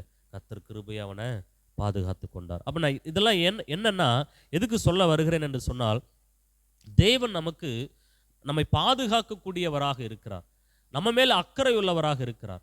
அப்போது நான் அந்த குடும்பத்துக்கு நம்ம ஊழியத்தில் அவங்க ரொம்ப ஆவலாக இருக்கிறாங்க. அப்போ அந்த குடும்பத்தில் நேற்றுக்கு நான் அந்த காரியங்கள்லாம் பார்த்ததுக்கு பிறகு உண்மையாக சொல்ல நைட்டு தூக்கமே வரல. எந்த நேரத்தில் எழுந்தாலும் எனக்கு அந்த ஐயோ அவர் இனி அந்த வண்டியை என்ன பண்ண போகிறாங்க, இனி அந்த கடனை எப்படி அடைப்பாங்க, என்னமோ நான் கடன் வாங்கின மாதிரி இருக்கு எனக்கு, அந்த கடனை எப்படி அடைக்க போகிறாங்க, மாதம் 22,500 கட்டணமே, எப்படி அந்த கடனை அடைக்க போகிறாங்க. இனி அவன் வந்து ரெக்கவர் ஆகிட்டான், பரவாயில்ல, அவங்களுக்கு அது ஒரு பெரிய பார்டனாக இருக்குது. ஏன்னா அந்த வண்டியை வாங்க வேணாம் நான் ஏற்கனவே பலமுறை அவர்கிட்ட சொல்லியிருக்கிறேன். அவன் ஓட்டி இருக்கிற இடத்துலையும் தயவுசெய்து அந்த இடத்த விட்டு அவனை போக சொல்லுங்கன்னு பலமுறை சொல்லியிருக்கிறேன். நான் ஏன் சொன்னேன்னு எனக்கு தெரியல. ஆனால் இப்போ அவர் சொல்லிகிட்டே இருக்கிறார், அப்பா நீங்கள் சொல்லிக்கிட்டே இருந்தீங்க, நான் கேட்காம விட்டேன்றார். அப்போது இதெல்லாம் எதுக்காக சொல்ல, நம்ம யாரை நேசிக்கிறோமோ அவங்க மேலே நமக்கு அது அந்த குடும்பத்தில் ஒரு பிரச்சனை உண்டானா நமக்கு ஒரு பாதிப்பு உண்டானது போல் இருக்கார். நான் சொல்ல இது போல தான் ஆண்டவர் இருக்கிறார். அமேன், அல்லேலூயா. அப்போ யோசித்து பாருங்க. அப்போது இந்த இடத்துல நீங்கள் கவனிக்கணும், இந்த வெள்ளாடுகளை மேய்ப்பதற்கு மேய்ப்பனே தேவையில்லை. இந்த வெள்ளாடுகள் தங்களை தாங்களே மேய்த்து கொள்ளுமா. இன்னைக்கு நிறைய சபைகளில் அப்படி தான் இருக்கிறாங்க. பாஸ்டர் தேவையில்லை, கண்டிச்சா நான் சபைக்கு வரமாட்டேன், டயத்துக்கு வாங்கன்னு சொன்னால் நம்ம ஆளுங்க சர்ச்சுக்கே வரல. புரியுதா? டயத்துக்கு வாங்க, கொஞ்சம் நேரத்திலேயே ஆராதனை வச்சு முடிச்சிடும்னா உன் சபையே வேண்டான்னு என்ன பண்ணிட்டாங்க. அப்போ இவங்கெல்லாம் எந்த லிஸ்ட்டில் சேர்க்கறது? அப்போ யோசித்து பாருங்க. அப்போ இது போல நிறைய மக்கள் இருக்கிறார்கள் சபைகளில். அவர்கள் தங்களை தாங்களே என்ன பண்ணிக்கொள்வாங்க, மேய்த்துக் கொள்கிறார்கள். ஊழியர் சொல்லுறதை கேட்க மாட்டாங்க. அவங்களுடைய வசனத்துக்கு, கர்த்தருடைய வார்த்தைக்கு செவி கொடுக்க மாட்டாங்க. ஆலோசனையை கேட்க மாட்டாங்க. நீ என்ன சொல்றது, நான் என்ன கேட்கணும்பாங்க. ஆனால் இதுக்காவது அவங்களுக்கு தேவையானா நம்ம என்ன பண்ணணும், போய் நிற்கணும். அவங்களுக்கு தேவையானா, நமக்கெல்லாம் தேவையானலாம் கிடையாது.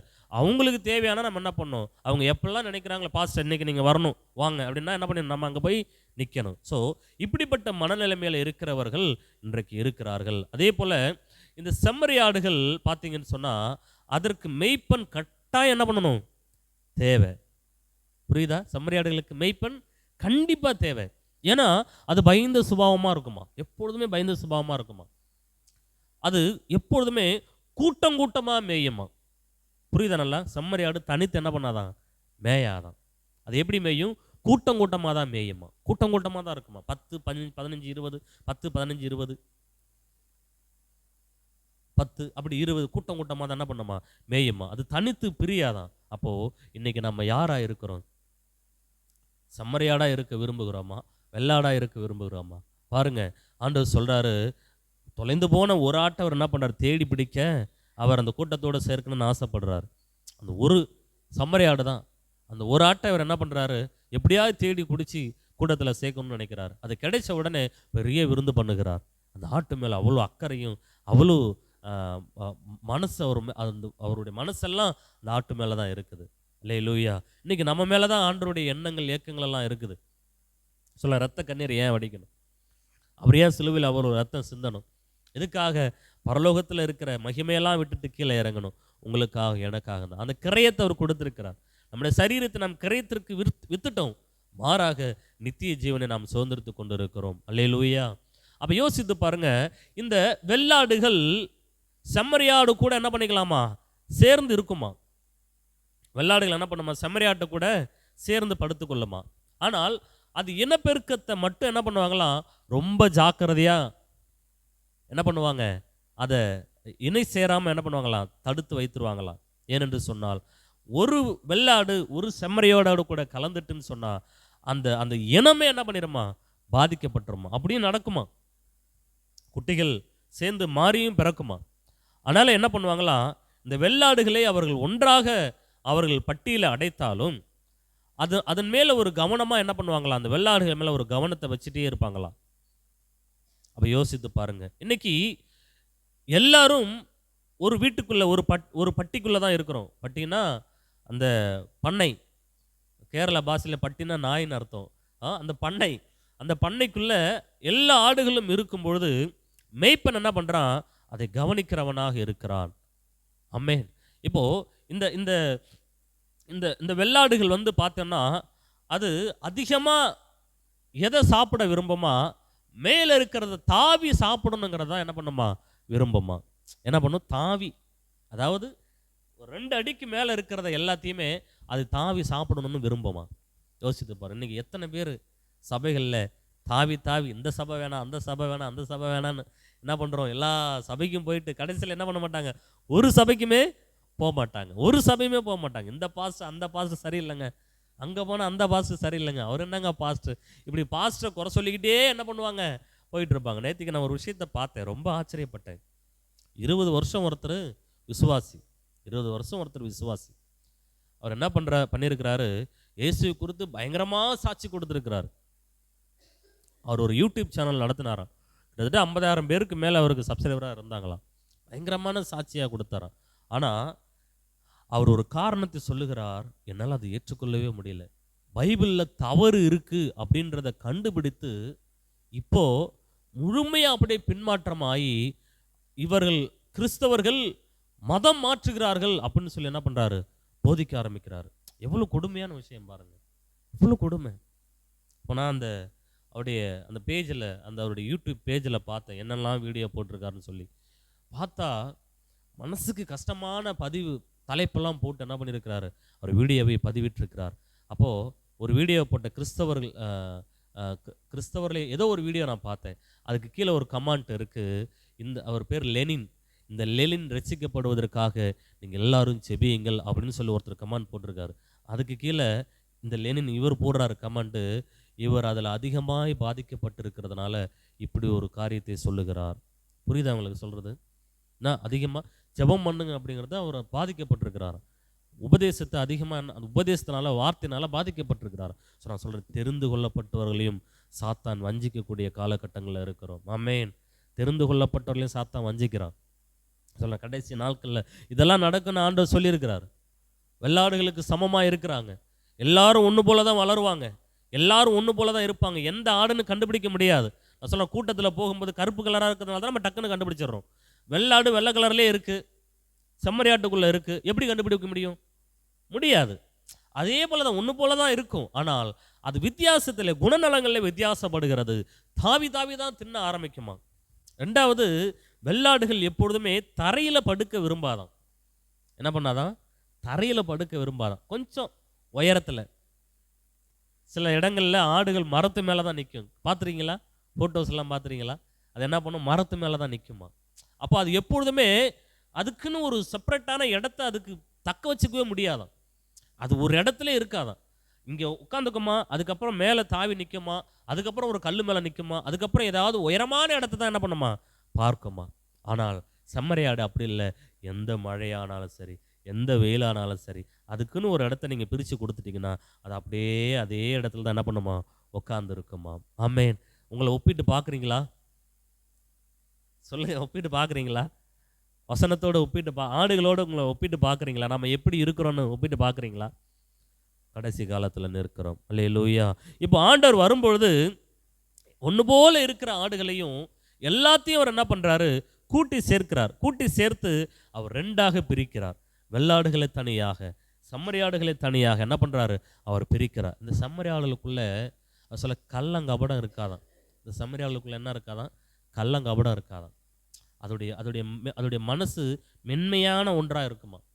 செம்மறியாடுகளுக்கு நாய்களையே பிடிக்காதான். செம்மறியாடுகளுக்கு என்ன பண்ணாதான்? நாய்களை பிடிக்காதான். அந்த நாய்களை கண்டா பயந்துருமா. நாய்களை கண்டா அதோடைய கர்ப்பம் கூட கலந்து போயிருமா. நான் எதுக்கு சொல்ல வரேன்னா, அவ்வளோ பலவீனமான ஒன்று. அதனால தான் மேய்ப்பன் என்ன பண்ணுவான்னா, அந்த வெள்ளாடுகளை காட்டிலும் இந்த செம்மறியாடு மேலே அதிக கவனம் வைப்பானா. ஏனென்றால் அவனுடைய உழைப்பு என்ன பண்ணிடக்கூடாது? மாறிவிடக்கூடாதாம்.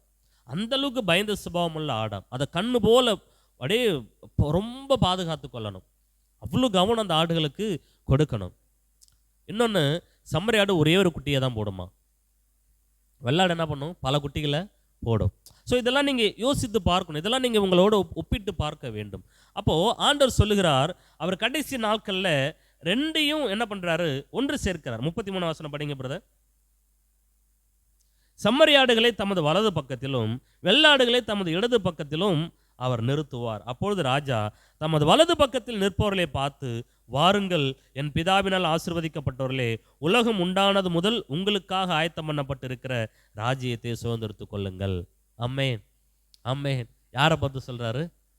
செம்மறியாடுகளை பார்த்து சொல்றாரு. இப்போ எல்லா ஆடுகளும் ஒன்றா தான் இருக்கிறோம். எல்லா ஆடுகளும், நானும் ஆடுதான், மேய்ப்பனாக இருந்தாலும் நானும் ஆடுக்கு சமமானவன் தான். அவருக்கு நான் ஆடு தானே. எல்லாரும் சேர்ந்து அவருக்கு நம்ம யாராக தான் இருக்கிறோம்? ஆடுகளாக தான் இருக்கிறோம். அப்போது அவர் என்ன பண்ணுறாரு? எல்லா ஆடுகளையும் ஒன்று சேர்த்து அதில் இந்த செம்மறி ஆடுகளை மட்டும் என்ன பண்ணுறாராம்? பிரிக்கிறாராம். செம்மறி ஆடுகளை மட்டும் பிரித்து இப்போ அவர் என்ன சொல்கிறார் பாருங்க. உலகம் உண்டானது முதல் உங்களுக்காக ஆயத்தம் பண்ணப்பட்டிருக்கிற ராஜ்யத்தை சுதந்திரித்து கொள்ளுங்கள். அவர் பிரித்து இப்போ எங்கே என்ன பண்ணுறாரு? ஆயர்வாடு அரசாட்சிக்கு பிறகு என்ன பண்ணுறாரு? இந்த செம்மறி ஆடுகள்லாம் உலகம் உண்டானது முதல் உங்களுக்காக ஆயத்தம் பண்ணப்பட்டிருக்கிற, உங்களுக்காக ஆயத்தம் பண்ணப்பட்ட, அந்த வசனத்தை நல்லா படிங்க. உலகம் உண்டானது முதல் உங்களுக்காக ஆயத்தம் பண்ணப்பட்டிருக்கிற ராஜ்யத்தை சுதந்திரித்து கொள்ளுங்கள். அல்லேலூயா, அல்லேலூயா. The kingdom prepared for you, foundation of the world. இந்த உலகத்தில் உங்களுக்காக நான் என்ன பண்ணியிருக்கிறேன்? ஒரு ராஜ்யத்தை உண்டு பண்ணியிருக்கிறேன். அப்போ அந்த ராஜ்யத்தை நமக்கு 1000 வருட ராஜ்யமாக என்ன பண்ணுறாரு? அவர் கொடுக்கிறார். யோசித்து பாருங்கள், கற்பனை பண்ண பாருங்கள். 1000 வருட அரசாட்சியில் வெள்ளாடுகளே இல்லை. எப்படி இருக்கும்? வெள்ளாடுகளே இல்லை. சபையில் திருட்டுத்தனம் பண்ணுறவன், சபையில் கோமாளித்தனம் பண்ணுறவன், சபையில் காணிக்கைக்காக ஊழியம் செய்கிறவர்கள், சபையில் ஏனோத்தனமான வருகிறவர்கள் யாருமே இல்லைங்க. எல்லாம் செம்மறியாடாக இருக்குது. இந்த உலகம் எப்படி இருக்கும்? அந்த 1000 வருட அரசாட்சி எப்படி இருக்கு கற்பனை பண்ணி பாருங்க. அப்போ 35ஆம் வசனத்தை சொல்றாரு, பசியாய் இருந்தேன் எனக்கு போஜனம் கொடுத்தீர்கள், தாகமாய் இருந்தேன் என் தாகத்தை தீர்த்தீர்கள், அந்நியனாய் இருந்தே என்னை சேர்த்து கொண்டீர்கள். யாரு? இந்த செம்மறியாடுகளை குறித்து ஆண்டவர் சொல்லுகிறார். இன்னைக்கு எத்தனை பிள்ளைகள் தெரியாம அவர்களுக்கு உதவி செய்யணும்னு உதவி செய்கிறாங்க. பசியாக இருக்கிறப்போ அவங்களுக்கு ஒரு வேளை சாப்பாடு கொடுப்போமான்னு சொல்லி வாங்கி கொடுக்குறாங்க. துணி இல்லாதவர்களுக்கு துணி எடுத்து கொடுக்குறாங்க. நான் சொல்கிறேன், இன்னைய வரைக்கும் எனக்குன்னு நான் போயிட்டு ஜவுளி ஸ்டோரில் போய் துணி எடுத்ததில்லை. இது உண்மை, கர்த்தர் சாட்சி. அல்லேலூயா. என் ஒய்ஃபு கூட எனக்கு ஒரு ட்ரெஸ் எடுத்து கொடுத்துருக்குறாங்க. ஆனால் எனக்குன்னு நான் போய் என்ன பண்ணலை, ஒரு ட்ரெஸ்ஸை நான் எடுத்துக்கொண்டது இல்லை. கர்த்தர் என்னுடைய காரியங்களை அவர் சந்திக்கிறார், என்னுடைய தேவைகளை சந்திக்கிறார். ஆமென். அப்போ யோசித்து பாருங்க, இதெல்லாம் யாருக்காக அவர்கள் செய்கிறார்கள்? எனக்கு செய்யணும்னு ஏதாவது இருக்கா? என்னை பார்த்து ஏதாவது செய்யணும்னு இல்லை, உங்களை பார்த்து ஏதாவது ஒரு உதவி செய்யணும்னு ஒருத்தருக்கு உணர்த்தப்படுதுன்னா அவங்க உங்களுக்கு செய்கிறாங்கன்னு அர்த்தமா? உங்களுக்கு தான் செய்கிறாங்க. ஆனால் யார் நிமித்தம் அதை செய்கிறார்கள்? இயேசு கிறிஸ்துவின் நிமித்தம் அதை செய்கிறார்கள். எத்தனையோ காரியங்களை நமக்கு செய்வதற்கு முன் வருகிறார்கள். ஒரே ஒரு அன்பு தான், அந்த இயேசுவின் அன்புக்காக தான் என்ன பண்ணுறாங்க, அவர்கள் செய்கிறார்கள். நான் சொல்கிறேன், பசியாக இருந்தேன் எனக்கு போஜனம் கொடுத்தீர்கள், தாகமாக இருந்தேன் என் தாகத்தை தீர்த்தீர்கள், அந்நியனாக இருந்தேன் என்னை சேர்த்து கொண்டீர்கள், வஸ்திரம் இல்லாதிருந்தேன் எனக்கு வஸ்திரம் கொடுத்தீர்கள், வியாதியாக இருந்தேன் என்னை விசாரிக்க வந்தீர்கள், காவலில் இருந்து என்னை பார்க்க வந்தீர்கள் என்பார். அப்பொழுது நீதிமான்கள் அவருக்கு பிரதியுத்தரமாக, ஆண்டவரே, நாங்கள் எப்பொழுது உம்மை பசியுள்ளவராக கண்டு உமக்கு போஜனம் கொடுத்தோம், எப்பொழுது உம்மை தாகமுள்ளவராக கண்டு உம்மை தாகத்தை தீர்த்தோம் என்று அவர்கள் சொல்வார்கள். எப்பொழுது உம்மை அந்நியராக கண்டு உம்மை சேர்த்து கொண்டோம், எப்பொழுது உம்மை வஸ்திரமில்லாதவராக கண்டு உமக்கு வஸ்திரம் கொடுத்தோம், எப்பொழுது உம்மை வியாதியுள்ளவராக காவலில் இருக்கிறவராக கண்டு உம்மிடத்திலே வந்தோம் என்பார்கள். அதற்கு ராஜா பிரதியுத்தரமாக, மிகவும் சிறியவராகிய என் சகோதரனான இவர்களில் ஒருவனுக்கு நீங்கள் எதை செய்தீர்களோ அதை எனக்கே செய்தீர்கள் என்று மெய்யாகவே உங்களுக்கு சொல்லுகிறேன் என்பார். அமேன், அமேன். புரியுதா? யாராகிலும் ஒருத்தருக்கு நீங்கள் செஞ்சீங்கன்னு சொன்னால் அதை யாருக்கு நீங்கள் செய்கிறீங்க? ஆண்டவராகிய இயேசுவுக்கு தான் செய்கிறீங்க. அந்த எண்ணம் நமக்குள்ளே இருக்கணும். நான் இவனுக்கு ஏன் செய்யணும்? இவன் சாப்பிட்றதுக்கு நான் செய்யணுமா? இவன் பைக்கு காரு பயங்கரமாக வச்சுக்கிட்டு போகிறதுக்கு நான் என்ன பண்ண உதவி செய்யணுமா? நான் சொல்கிறேன், ஆண்டவரே அவனுக்கு வாகனத்தை கொடுத்துருக்காருங்கும் போது அப்போ அந்த வாகனத்துக்குரிய பெட்ரோல் அவர் என்ன பண்ண மாட்டார்? கொடுக்க மாட்டாரா? அவர் என்ன பண்ணுவார்? கொடுப்பார். அதையும் தெய்வ பிள்ளைகள் மூலமாக என்ன பண்ணுவார்? செய்வார். அதில் ஒருத்தர் நினைக்கிறாங்க, நான் இவருக்கெல்லாம் செய்யணுமா, நான் கொடுக்கறதுனால தான் இவர் பெரிய ஆளாக இருக்கிறாருன்னு அப்படி யோசிச்சாங்கன்னா கண்டிப்பாக அது இயேசுவுக்கு அவங்க கொடுக்கலன்னு அர்த்தம். அவங்க யாருக்கு கொடுக்குறாங்க? தங்களுடைய மன திருப்திக்காக, தங்களுக்காக என்ன பண்ணுறாங்க? கொடுக்குறாங்க. இதுக்கெல்லாம் பிரதிபலன் பரலோகத்தில் நிச்சயமே கிடையாது. நம்ம செய்கிறது. அதனால தான் ஆண்டவர் சொன்னார், வலகைக்கு கொடுப்பது இடதுகை என்ன பண்ணக்கூடாது. உண்மை சொல்ல, என்னுடைய மனைவி ஒரு முறை ஒரு தையல் கிளாஸில் போயிருக்கும்போது ஒரு முஸ்லீம் சகோதரி, அவங்க ரொம்ப கஷ்டம், அப்போல்லாம் நாங்கள் ரொம்ப நெருக்கத்தில் இருக்கக்கூடிய நாட்கள்.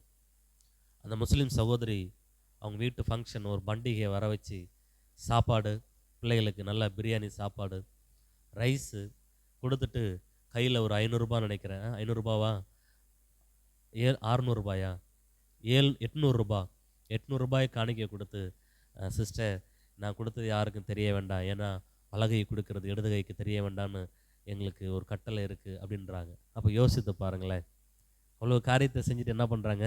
இந்த கை கொடுத்து இந்த கைக்கு தெரிய வேண்டாம். அப்போ இது கர்த்தருடைய பார்வையில் ஒரு பெரிய ஒரு ஆசீர்வாதமாய் பார்க்கப்படுகிறது. ஆமேன். ஆனால் இன்றைக்கி நம்ம என்ன பண்ணுறோம்? இன்றைக்கி நிறைய பேர் என்ன பண்ணுறோம்? தான் செய்கிறதை எல்லாருக்கும் வெளிப்படுத்துகிறார்கள். நான் இதை செஞ்சிட்டேன், அதை செஞ்சுட்டேன், இதை செஞ்சுட்டேன். நான் சொல்ல, இதுக்கெல்லாம் ஆண்டவர் பிரதிபலன் கொடுப்பாரான்னு நமக்கு தெரியாது. சில காரணங்களுக்காகவும் செய்கிறார்கள். அதை பற்றி நம்ம பேசுகிறதுக்கு ஒன்றும் இல்லை. சில விஷயங்களை அப்படி செஞ்சு தான் ஆகணும், சொல்லி தான் ஆகணுங்கிற மாதிரி சிலர் இருக்கிறார்கள். அது அவங்களுடைய நன்மைகளுக்காக செய்கிறார்கள். அப்போது இதை ஒரு பிரதிபலமாய் பயங்கரமாய் பேசி கொண்டு இருக்கிறதையும் ஆண்டவர் என்ன பண்ணுறார்? பார்க்கிறார். ஆமென். அப்போ யோசித்து பாருங்க, அது எல்லாம் நீதிமான்களை பார்த்து, செம்மறியாடுகளை பார்த்து சொல்றார். செம்மறியார் குணாதிசயங்கள் உள்ளவர்களை பார்த்து சொல்லுகிறார், எனக்கு தான் நீங்கள் இதெல்லாம் செஞ்சு, இந்த சிறியவர்களாகி எனக்கு நீங்கள் என்ன செஞ்சீங்களோ அதை எனக்கு செய்கிறார்கள். அல்லேலூயா. யோசித்து பாருங்க. அதற்கு பிறகு நான் சீக்கிரமாக முடிச்சிடறேன். அதற்கு ராஜா பிரதியுத்தரம், மிகவும் சிறியவராகிய என் சகோதரனான இவர்களில் ஒருவனுக்கு நீங்கள் எதை செய்தீர்களோ அதை எனக்கே செய்தல் என்று மெய்யாக உங்களுக்கு சொல்லுகிறேன் என்பார். அப்பொழுது இடது பக்கத்தில் நிற்பவர்கள், இப்போ வெள்ளாடுகளுக்கு வராரு, எங்கே வராரு? இடது பக்கம். சம்மரியாட்டை எங்கே நிப்பாட்டினாரு? வலது பக்கம். இடது பக்கம் எந்த ஆட்டை நிப்பாட்டினாரு? வெள்ளாடுகளை நிப்பாட்டினார். அப்போது 40ஆம் வசனத்தில் சொல்றாரு, ராஜா பிரதியுத்தரம் 41 இடது பக்கத்தில் நிற்பவர்களை பார்த்து, அவர்கள் சபிக்கப்பட்டவர்களே, என்னை விட்டு பிசாசுக்காகவும் அவன் தூதர்களுக்காக ஆயத்தம் பண்ணப்பட்டிருக்கிற நித்திய ஆக்கினையிலே போங்கள். இப்போ அங்கே சொன்னதே இங்கேயும் சொல்கிறார். பசியாக இருந்தேன், நீங்கள் எனக்கு போஜனம் கொடுக்கல. தாகமாக இருந்தேன், நீங்கள் எனக்கு தாகத்தை தீர்க்கலை. அந்நியனாக இருந்தேன், நீங்கள் என்னை சேர்த்து கொள்ளலை. இப்படிலாம் பேசிட்டு வரும்போது அப்போது அவங்க 45ஆவது வசனத்தில் சொல்கிறாங்க, அப்போது அவர் 44 அப்பொழுது அவர்களும் அவருக்கு பிரதியுத்தரமாக, ஆண்டவரே, உம்மை பசி உள்ளவராகவும் தாகம் உள்ளவராகவும் அந்நீராகவும் வஸ்திரமில்லாதவரும் வியாதிப்பட்டவராகவும் காவலில் அடைக்கப்பட்டவராகவும் நாங்கள் எப்பொழுது கண்டு உமக்கு உதவி செய்யாதிருந்தோம் என்பார்கள். புரியுதா நான் சொல்றது? புரியுதா நான் சொல்றது? அப்படியே ஆப்போசிட்டா. அப்போ இவங்க என்ன பண்றாங்க, ஆண்டவரே நீங்க பசியா இருந்தீங்க, உங்களுக்கு நான் என்ன பண்ணேன்? சாப்பாடு கொடுத்தேன். நீங்க தாகமா இருந்தீங்க, நான் உங்களுக்கு என்ன பண்ணேன்? தண்ணீர் கொடுத்தேன். அடுத்தது, நீங்க அந்நீரா இருந்தீங்க, வஸ்திரம் இல்லாமல் இருந்தீங்க, வியாதிப்பட்டிருந்தீங்க, காவலில் அடைக்கப்பட்டிருந்தீங்க, நான் உங்களை வந்து என்ன பண்ணேன்? பார்த்து சிலர் சொல்லுவாங்க தெரியுமா, செஞ்சுட்டு நீங்கள் இந்த நேரத்தில் இந்த கஷ்டப்பட்டீங்க, நான் உங்களுக்கு என்ன பண்ணியிருக்கிறேன்? செஞ்சுருக்கிறேன்பாங்க. சொல்லி கவனிச்சிருக்கிறீங்களா? அவர் ஒரு காலத்தில் ரொம்ப கஷ்டப்பட்டாரப்பா, நான் தான்ப்பா அவர் உதவி, நான் இல்லைன்னா அவராலலாம் வந்திருக்க முடியாதப்பா அப்படிம்பாங்க. சில வீடுகளில் இதை சொல்லுவாங்க, நான் அந்த வீட்டை நான் குடும்பத்தை என்ன பண்ணேன் அது ஒரு பெருமையாக சொல்லிக்குவாங்க. அப்போ இவங்கெல்லாம் யாரை பார்த்து பாவம் இவங்க ஏதோ செஞ்சுட்டு ஏதோ இருக்கிறாங்க, அவங்களுக்கு நம்ம கொடுப்போம் அப்படின்ற ஒரு எண்ணத்தோடு கூட என்ன பண்ணுவாங்க, செய்துட்டு அதில் அவர்கள் பெருமைப்படுத்திக் கொள்வார்கள். நான் இல்லைன்னா அவங்களாலாம் என்ன பண்ண முடியாது, வந்திருக்கவே முடியாது என்பார்கள். அப்போது ஆண்டவர் சொல்கிறாரு, இந்த இடத்துல அவங்க சொல்கிறாங்க, இந்த வெள்ளாடுகள் சொல்லுகிறது என்ன சொல்லுது, அந்த வெள்ளாடு குணாதிசயம் உள்ள நபர்கள் சொல்லுகிறார்கள், நான் உங்களை எல்லா நேரத்திலையும் பார்த்து நான் உங்களுக்கு உதவி செஞ்சுருக்கிறேன், நீங்கள் காவலில் இருக்கும்போது உங்களை பார்க்க வந்திருக்கிறேன், என்ன பண்ணியிருக்கிறேன், பார்க்க வந்திருக்கிறேன். இப்போ நம்ம நிறைய பேர் நம்ம கிராமத்தில் குழந்தை பிறந்துச்சுன்னா பணம் வச்சு கொடுப்பாங்க தெரியுமா? 100 ரூபாய் கொடுப்பாங்க, 200 ரூபாய் கொடுப்பாங்க. இதெல்லாம் நம்ம இதை கூட திரும்ப செய்யணும்னு சொல்லி சில நமக்குள்ளே, ஏன்னா நம்ம வந்தபோது அவங்க வந்தாங்களே அப்படின்னு சொல்லி நம்ம என்ன பண்ணுறோம், அந்த எண்ணங்கள் நமக்குள்ளே இருக்குது. ஆனால் எங்களுக்கெல்லாம் நாங்கள் யாருக்கு செஞ்சோங்கிறத எங்களுக்கே தெரியல. யாருக்கு குழந்தை பத்து நம்ம போய், ஏன்னா நிறைய பேருக்கு நம்ம போயிருக்கிறோம், அதுவே நம்ம மனசுக்குள்ளே என்ன பண்ணல, வரலை. அப்போது செய்த நன்மையை மறக்கிறவர்களை தேவன் மறக்காமல் இருக்கிறார். அல்லேலூயா, சொல்றது புரியுதா? செய்த நன்மைகளை மறக்கிறவர்கள் மறந்து போயிடுவாங்க, ஆனால் அந்த காரியத்தை என்ன பண்ணல, தேவன் மறப்பதில்லை. யோசித்து பாருங்க. அப்போ அந்த அளவுக்கு என்ன பண்ணியிருக்கிறாங்க, தாராளமாய் செய்திருக்கிறார்கள். ஆனால் ஒரு சில நன்மைகளை மட்டும் செய்தவர்கள் தாம் செய்தல் என்ன பண்ண மாட்டாங்க, மறக்கவே மாட்டாங்க. நான் இவர்களுக்கு அதை செஞ்சேன், இவர்களுக்கு இதை செஞ்சேன், இவர்களுக்கு இதை செஞ்சேன், இவங்களுக்கு அந்த காரியத்தை செஞ்சேன், இவங்களுக்கு அந்த காரியத்தில் போய் நின்னேன், இவங்களுக்கு அந்த காரியத்தில் போய் நின்னேன் அப்படிங்கிறவங்களுக்கு அவங்க என்ன பண்ணுறாங்க, பிரதிபலனை எதிர்பார்க்கிறார்கள். அப்போ நான் உனக்கு நின்ன, நீ என்ன பண்ண, எனக்கு நிற்கணும் அப்படின்ற அந்த எண்ணத்தை என்ன உடையவர்களாக இருக்கிறார்கள். நான் சொல்கிறேன், இதுக்கு ஆண்டவர் என்ன பண்ணல, பிரதிபலனையே கொடுக்கல. ஆமென், புரியுதா நான் சொல்கிறது? அப்போ ஆண்டவர் இந்த இடத்துல சொல்கிறாரு, அப்பொழுது அவர் அவர்களுக்கு பிரதியுத்தரமாக, மிகவும் சிறியவர்களாகி இவர்கள் ஒருவனுக்கு நீங்கள் எதை செய்யாதிருந்தீர்களோ அதை எனக்கும் செய்யாதிருந்தீர்கள் என்று மெய்யாக உங்களுக்கு சொல்லுகிறேன் என்பார். அப்படின்னா என்ன அர்த்தம்? இங்கே ஒரு பெரிய அணுகுண்டே போடுறாரு. நீங்கள் செய்யாமல் இருந்துட்டு என்ன பண்ணுறீங்க, செஞ்சேன்னு சொல்கிறீங்க, செய்யாமல் இருந்துட்டு செஞ்சேன்னு சொல்கிறீங்க. இன்னைக்கு நம்மளை வச்சு எத்தனை பேர் சம்பாதிக்கிறாங்கன்னு யாருக்கு தெரியும்? ஆமே, யோசித்து பாருங்க. அரசியலில் இதெல்லாம் நடக்குது.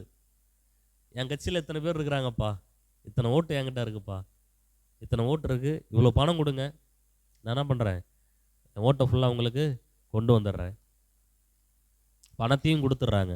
ஆனால் அவங்க யாருக்கு ஓட்டு போட்டாங்கன்னு அவங்களுக்கே தெரியாது. ஆனால் வாங்கும்போது என்ன பண்ணிடுவாங்க, வாங்கிடுவாங்க. அப்போ யோசித்து பாருங்க, ஆண்டவருக்காக இவர்கள் செய்யவே இல்லை, ஆனாலும் செய்தேன் என்று சொல்லி இவர்கள் என்ன பண்ணுறாங்க, பொய் சொல்லுகிறவர்களாக இருக்கிறார்கள். அப்போதான் ஆண்டவர் சொல்கிறாரு, நீங்கள் எதை செய்யாது இருந்தீர்களோ அதை 45 அப்போது அவர் அவர்களுக்கு பிரதியுத்தரமாக, மிகவும் சிறியவர்களாகிய இவர்கள் ஒருவனுக்கு நீங்கள் எதை செய்யாது இருந்தீர்களோ அதை எனக்கே செய்யாது இருந்தீர்கள் என்று மெய்யாக உங்களுக்கு சொல்லுகிறேன் என்பார். அந்தபடி இவர்கள் நித்திய ஆக்கினை அடையவும் நீதிமான்களோ நித்திய ஜீவனை அடையவும் போவார்கள். ஆமென். ஆமேன்.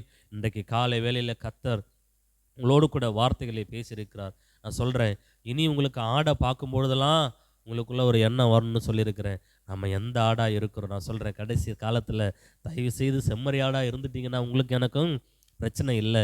இன்றைக்கே நீங்கள் மனசுக்குள்ளே வெள்ளாட்டு குணாதிசயம் என்னெல்லாம் இருக்குது அப்படின்றத நினச்சி பார்த்து அதெல்லாத்தையும் விட்டு விடுவதற்கு நீங்கள் என்ன பண்ணுங்கள், முயற்சி செய்யுங்க. ஆண்டவர் உங்களுக்கு உதவி செய்வார். என்னையும் சேர்த்து தான் சொல்கிறேன். எனக்குள்ளேயும் சில குணாதிசயங்களை நான் மாற்றணும்னு நினைக்கிறேன். சில குணாதிசயங்களை மாற்றிக்கொண்டே வருகிறேன். இதெல்லாம் நமக்கு இந்த குணாதிசயம் இருக்கக்கூடாது, இதெல்லாம் நம்ம செய்யக்கூடாதுன்னு சொல்லி மாற்றிக்கொண்டே வருகிறேன். அதுபோல் ஆண்டவர் இன்றைக்கு காலை வேளையில் சொல்லுகிறார். ஏன்னா நம்ம கடைசி நாட்களில் நிற்கிறோம். இவ்வளோ பிரயாசப்பட்டு இவ்வளோ காலங்களே நாம் எல்லாவற்றையும் சகித்து கொண்டு நாம் அவருடைய ராஜ்யத்துக்குள்ளே போகலன்னு சொன்னால் அதை விட ஒரு பெரிய கொடுமையான விஷயம் வேறு எதுவுமே இல்லை. நானும் என் மனைவியை நேற்று பேசிக்கொண்டோம். ஆண்டவரை அறிந்து அவருடைய வார்த்தைகளை தெரிந்து கொண்டு அவரோடு கூட ஐக்கியப்பட்டு அவருடைய சரீரத்திலே பங்குள்ளவர்களாக மாறி பரலோகத்துக்கு மட்டும் நம்ம போகலை, கைவிடப்பட்ட நிலைமையில இருந்தோன்னு சொன்னால் உண்மையாகவே இந்த நாம் கருவிலே என்ன பண்ணியிருக்கலாம், அழிந்து போய் இருந்திருக்கலாம். அதனால தான் யோபு சொல்கிறான், ஆண்டவரே நான் எதற்கு இந்த உலகத்தில் பிறந்தேன், நான் கருவிலே அழிந்தால் நலமாக இருக்கும். நான் என் அந்த கருப்பையில் இருக்கும்போதே அழிந்திருந்தால் அது எனக்கு நல்லா இருந்திருக்கும். நான் எதுக்காக உலகத்தில் வந்தேன்னு சொல்லி யோபு புலம்பு இருக்கிறார். இதே போல தான் நான் சொல்கிறேன், இன்றைக்கி நாம் ஆண்டவராக ஏற்றுக்கொண்டு ஆண்டவரை அங்கீகரித்து கொண்டு நாம் அவருடைய சத்திய வசனத்துக்கு கீழ்ப்படியாமல் ஏனோத்தனமாக நம்முடைய வாழ்க்கையில் நம்ம சில குணாதிசயங்களை விட்டு விடாமல் இருக்கிறோம் என்று சொன்னால் கர்த்தர் நம்மளை பார்த்து ரொம்ப மன வருத்தப்படுகிறார். நமக்கு கொடுக்கப்பட்ட காலம் எதுக்கு தெரியுமா? இன்னும் ஏன் ஆண்டவர் வரல தெரியுமா? நீங்களும் நானும் என்ன பண்ணலை, சில விஷயங்களை சுவிசேஷம் எல்லாத்துக்கும் அறிவிக்கப்பட்டாச்சுங்க. சுவிசேஷம் அறிவிக்கப்படாத இடங்கள்லாம் ரொம்ப கம்மி, மேக்சிமம் எல்லாருக்கும் அறிவிக்கப்பட்டாச்சு. ஆனாலும் கர்த்தருடைய வருகை இன்னும் ஏன் அவர் தாமதிக்கிறார் என்று சொன்னால் நீங்களும் நானும் இன்னும் அவருக்கு முன்பாக சீர்பொருந்த வேண்டும். ஆமேன். கர்த்தருடைய நாமத்தினால உங்களை ஆசீர்வதிக்கிறேன். நீங்கள் எல்லாரும் நம்ம எழுந்திருந்து தேவனை நாம் துதிப்போம், மகிமைப்படுத்துவோம். நீங்கள் எந்த ஆடாக இருக்கிறீங்க அப்படிங்கிறத சிந்தித்து பாருங்கள். வெள்ளாடாக இருக்கிறோமா அல்லது செம்மறியாடாக இருக்கிறோமா? கவனமாக கேட்டு இந்த கடைசி நாட்களில் நீங்களும் நானும் அவருடைய நாமத்தை மகிமைப்படுத்தக்கூடியவர்களாக இருக்கிறோம். அல்லேலூயா. எல்லாரும் ஜெப சிந்தையோட, எல்லாரும் ஜெப சிந்தையோட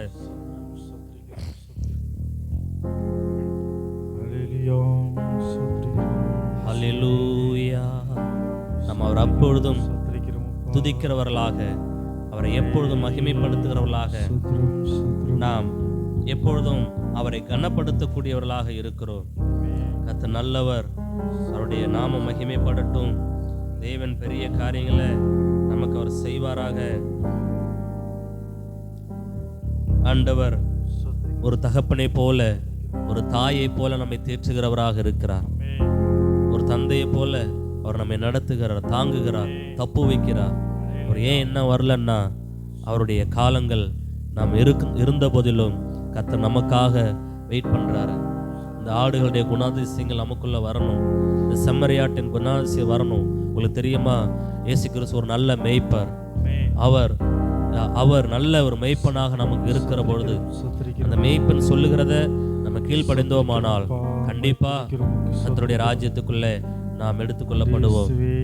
கர்த்தர் உங்களுக்கு இந்த நாளில் என்ன மேய்ப்பராக தந்திருக்கிறார், ஊழியனா என்ன இந்த இடத்துல அபிஷேகத்தை வைத்திருக்கிறார்.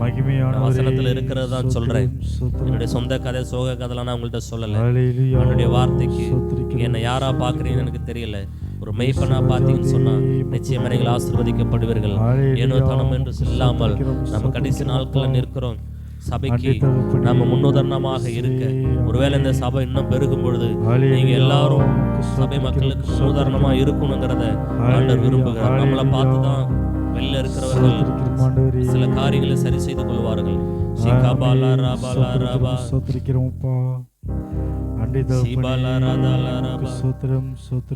தூதி தூதி என் மனமே,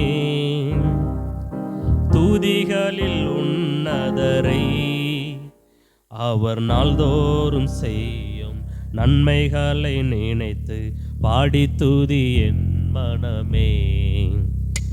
அவர் நாள்தோறும் செய்யும் நன்மைகளை நினைத்து பாடி தூதி என் மனமே. அன்னையை போல அவர் என்னை அரவணை தேற்றிடுவார். அன்னையை போல அவர் என்னை அரவணை தேற்றிடுவார். அவர் அன்புள்ள மார்புதனில் இன்பமாக இளைப்பாறுவே. அவர் அன்புள்ள மார்புதனில் இன்பமாக இளைப்பாறுவே. நான் இன்பமாக இளைப்பாறுவே. துதி துதி என் மனமே, துதிகளில் உன்னதரே. அவர் நாள்தோறும் செய்யும் நன்மைகளை நினைத்து பாடி துதி என் மனமே. அவர் நாள்தோறும் செய்யும் நன்மைகளை நினைத்து பாடி துதி என் மனமே. கஷ்டங்கள் வந்திடவே நல்ல கர்த்தராம் துணை அவரே. கஷ்டங்கள் வந்ததும் நல்ல கர்த்தராம் துணை அவரே. துஷ்ட எதிரிகள் நடுவில் அவர் நல்ல பந்தி ஆயத்தம் செய்வார். துஷ்ட எதிரிகள் நடுவில் அவர் நல்ல பந்தி ஆயத்தம் செய்வார். நல்ல பந்தி ஆயத்தம் செய்வார். துதி துதி என் மனமே, துதிகளில் உன்னதரே. அவர் நாள்தோறும் செய்யும் நன்மைகளை நினைத்து பாடி துதி என் மனமே.